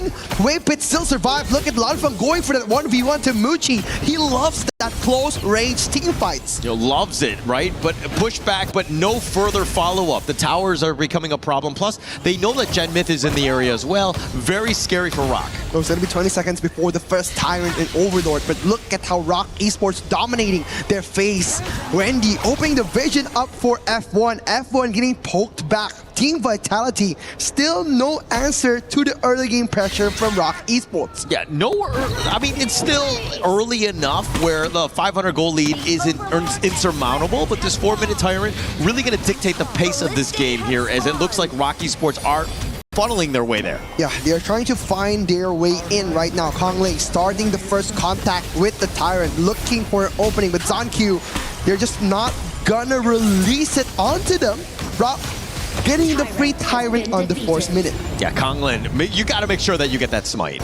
You have to take that, especially when you have almost all of the members there, right? It's a huge commitment, but into the top lane, it looks like Ball and Schwan are kind of dueling a bit, but let's talk a little bit more about this Ata. ZonQ's been largely quiet thus far. Again, ZonQ isn't the best player to be handled on like a tanky utility jungle. That's why he's been struggling on the first 4 minutes of the game. It's very different coming to ROC, because right now ROC has been very dominating, going for that Ogren pick, getting so much gold just by one rotation. So that's why ZonQ have been avoiding a lot of contact. They're gonna be playing the long game here. Yeah, they need to play the long game, but now, looks like F1 getting punished out by Muchi. Muchi coming in. Wendy, they want this now, but look at Muchi getting punished, deleted by Team Vitality. Oh, Gen Myth, the perfect support play. I mean, yes, he's the mid, but the fact that he was able to hit that Chaos Cinder, Muchi thought he was going to be fine, but the stun lock was for real, plus the Blazing Brilliance, and Muchi is very squishy at this stage of the game. I like how he's very aware of the map. Like, he knows how long is the reach of that Blazing Brilliance Chaos Cinder combo. He killed Muchi just in the perfect time, making ROC Esports disengage on that attack. Yeah, I'm loving the way Team Vitality are playing, right? They, like, the first 3 games, a little bit of shell shock, right? They were not playing their game, and it looks like right now Team Vitality finding their groove and understanding that, hey, ROC Esports, they can bleed. Ooh, Konglin just playing a bit close to fire here. ZonQ just getting those objectives. The Cannon Blast being one of the stoppers. Ball haven't been performing the best on this game, but again, time will tell. Yeah, the net worth in favor of Vitality, but ROC Esports right now with the map control. They're looking to take this top T1, and it looks like they'll leave it to the minions. Yeah, ZonQ getting popped by Wendy. Wendy closes in on F1, gets taken on the Moonscape Mirage, but look at Konglin. He initiates a 1v1 with ZonQ, getting so much damage coming in for this team fight, but look at Team Vitality sacrificing ZonQ. Ball a bit late coming to the team fight, but look at Shen just getting those choke points inside the tower to our Team Vitality.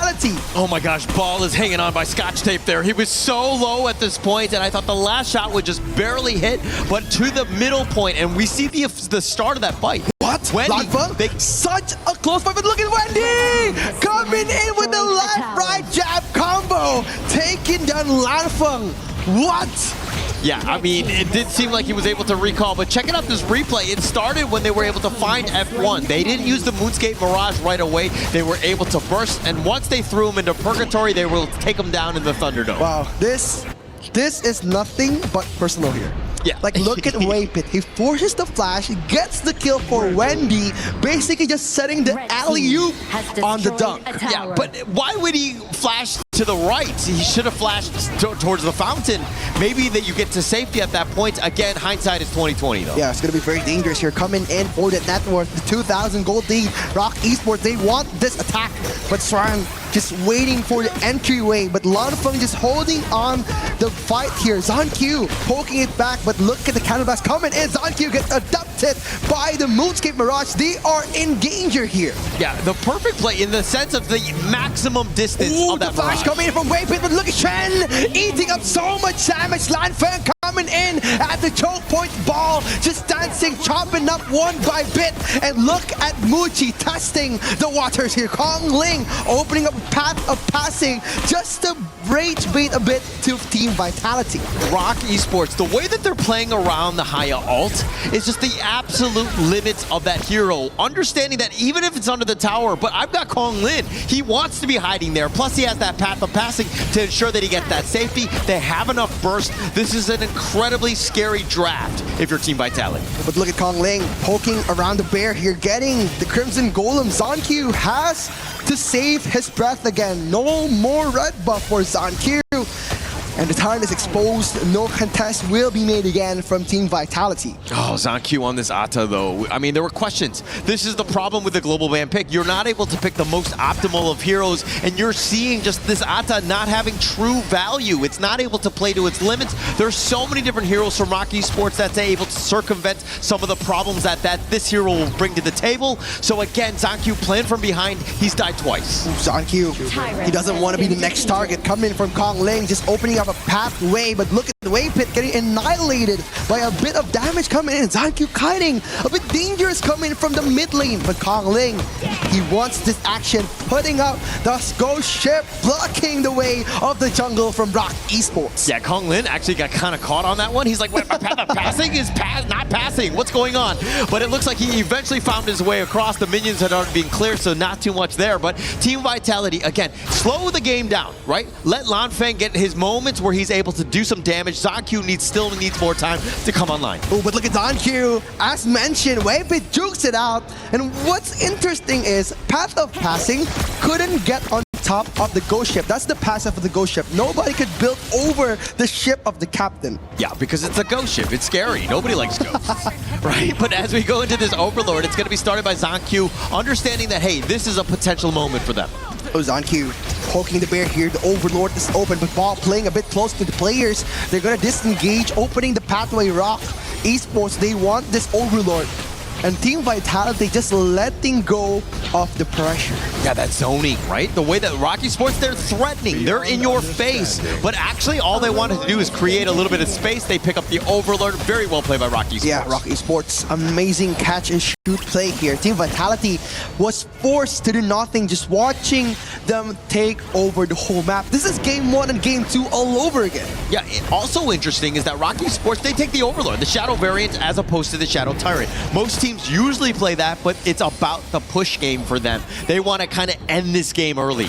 Yeah, they wanted this game to end early. They hasn't expected to drag this game to the 5th game, but Muchi poking in. Look at Kong Ling at the perfect time, blocking in the pathway. Muchi disengaging, opening up the mid lane, but look at Waypit setting up the death pit coming in for ROC Esports. Space created, pushed it across, taking the ever valuable mid T1, and now they're continuing the siege into this mid T2. Yeah, they're just gonna try to push them back bit by bit. Team Vitality just waiting on the ticking time bomb. Gen Myth getting poked again, but this is gonna be a massive trouble if they let ROC Esports dictate their tempo again. Yeah, the Vanguard was actually doing some work in the top lane. The bottom lane will take that one out as well. So this is very smart. Again, they're sticking around the mid lane. Somebody from Vitality has to be there, and they force rotations, and the weaknesses are on the outside lanes. And now it looks like they've taken all the mid T2s. Right, like now, their focus for ROC Esports is to get as much as objectives as possible. They could get the Tyrant, get the Crimson Golem from Team Vitality, and Team Vitality wouldn't be able to do their comeback. Yeah, and actually the comeback revolves around Ball, right? ZonQ, assuming he gets it online as well, but they need to kind of get to that mid to late game where they're able to overcome the beast that is Kong Lin, as he's like, what, 7.9 thousand? Actually, he's the 4th highest on the team, which is very weird for a ROC Esports lineup. Yeah, Kong Ling has been very dominating, getting those perfect last hits on every jungle with his passive, making Team Vitality fall behind, especially on their gold lead. 6,000 now from ROC Esports.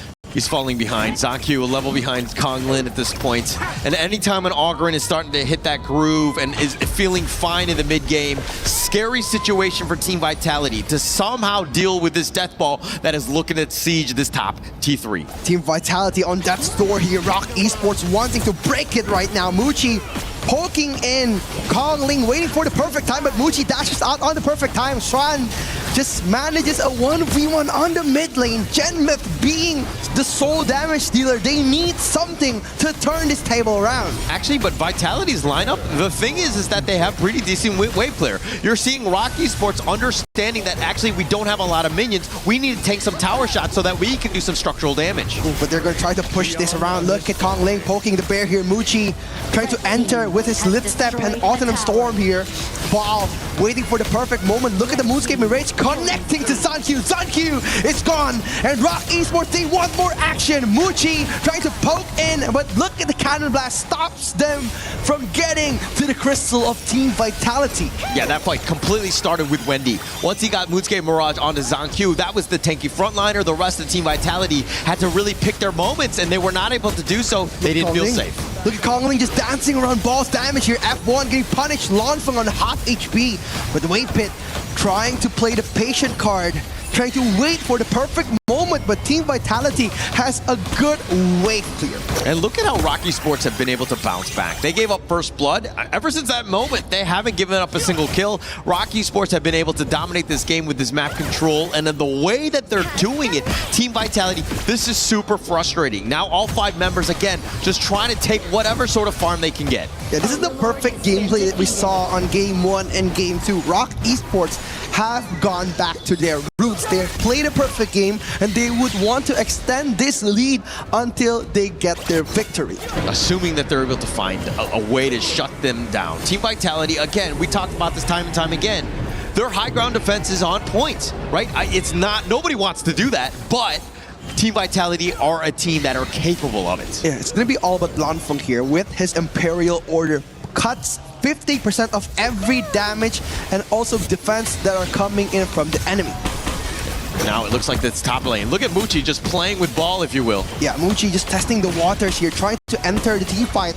But Kongling, he knows his timer is up, bringing in the Overlord Vanguard on the bottom lane. He wants this action, but Wave Pit trying to go for that setup. Muchi is waiting too. Wendy considering who he will try to abduct, but look at the Blazing Brilliance connecting to Kongling. Kongling is very low. Half HP is here, but look at the Overlord Vanguard coming in, tanking the damage from the tower, but the Cannon Blast connects to quadruple people. Ball just playing a single player game on the mid lane. Yeah, pretty good defense, all things considered. Yes, that bottom T3 is teetering on by just a little bit of HP, but Zankyu with a decent ghost ship. He was locking the door down. It didn't look like ROC Esports were going to fully commit. They took as much damage as they could, and again, they're going to get away without any sort of kills, but again, slow sieging. That's what ROC Esports wants to do. Look at Ball going for that 1v1 against Xuan. Xuan disengaging the team fight. A bit risky from the Clash laner from Team Vitality, but now he's opening up the vision here, coming in with that frigid charge. Xuan wanting the kill, but Muchi getting it. But right now, Ball gets taken down. The Moonscape Mirage connecting, but onto the players of Team Vitality. Muchi has been untouchable, unkillable, undefeatable, and now Team Vitality is on death's door. ROC Esports, they wanted this with the minion coming in from the mid lane. The pathway to glory is open. Now Team Vitality, they are having to defend this big of a storm. ROC Esports takes Game 5. They take Game 5, they take this series. They will be in your top 4. ROC Esports, congratulations. What a great game, what a great series, and why they are one of the best teams here at the EWC. Dominant is something that we say about ROC Esports.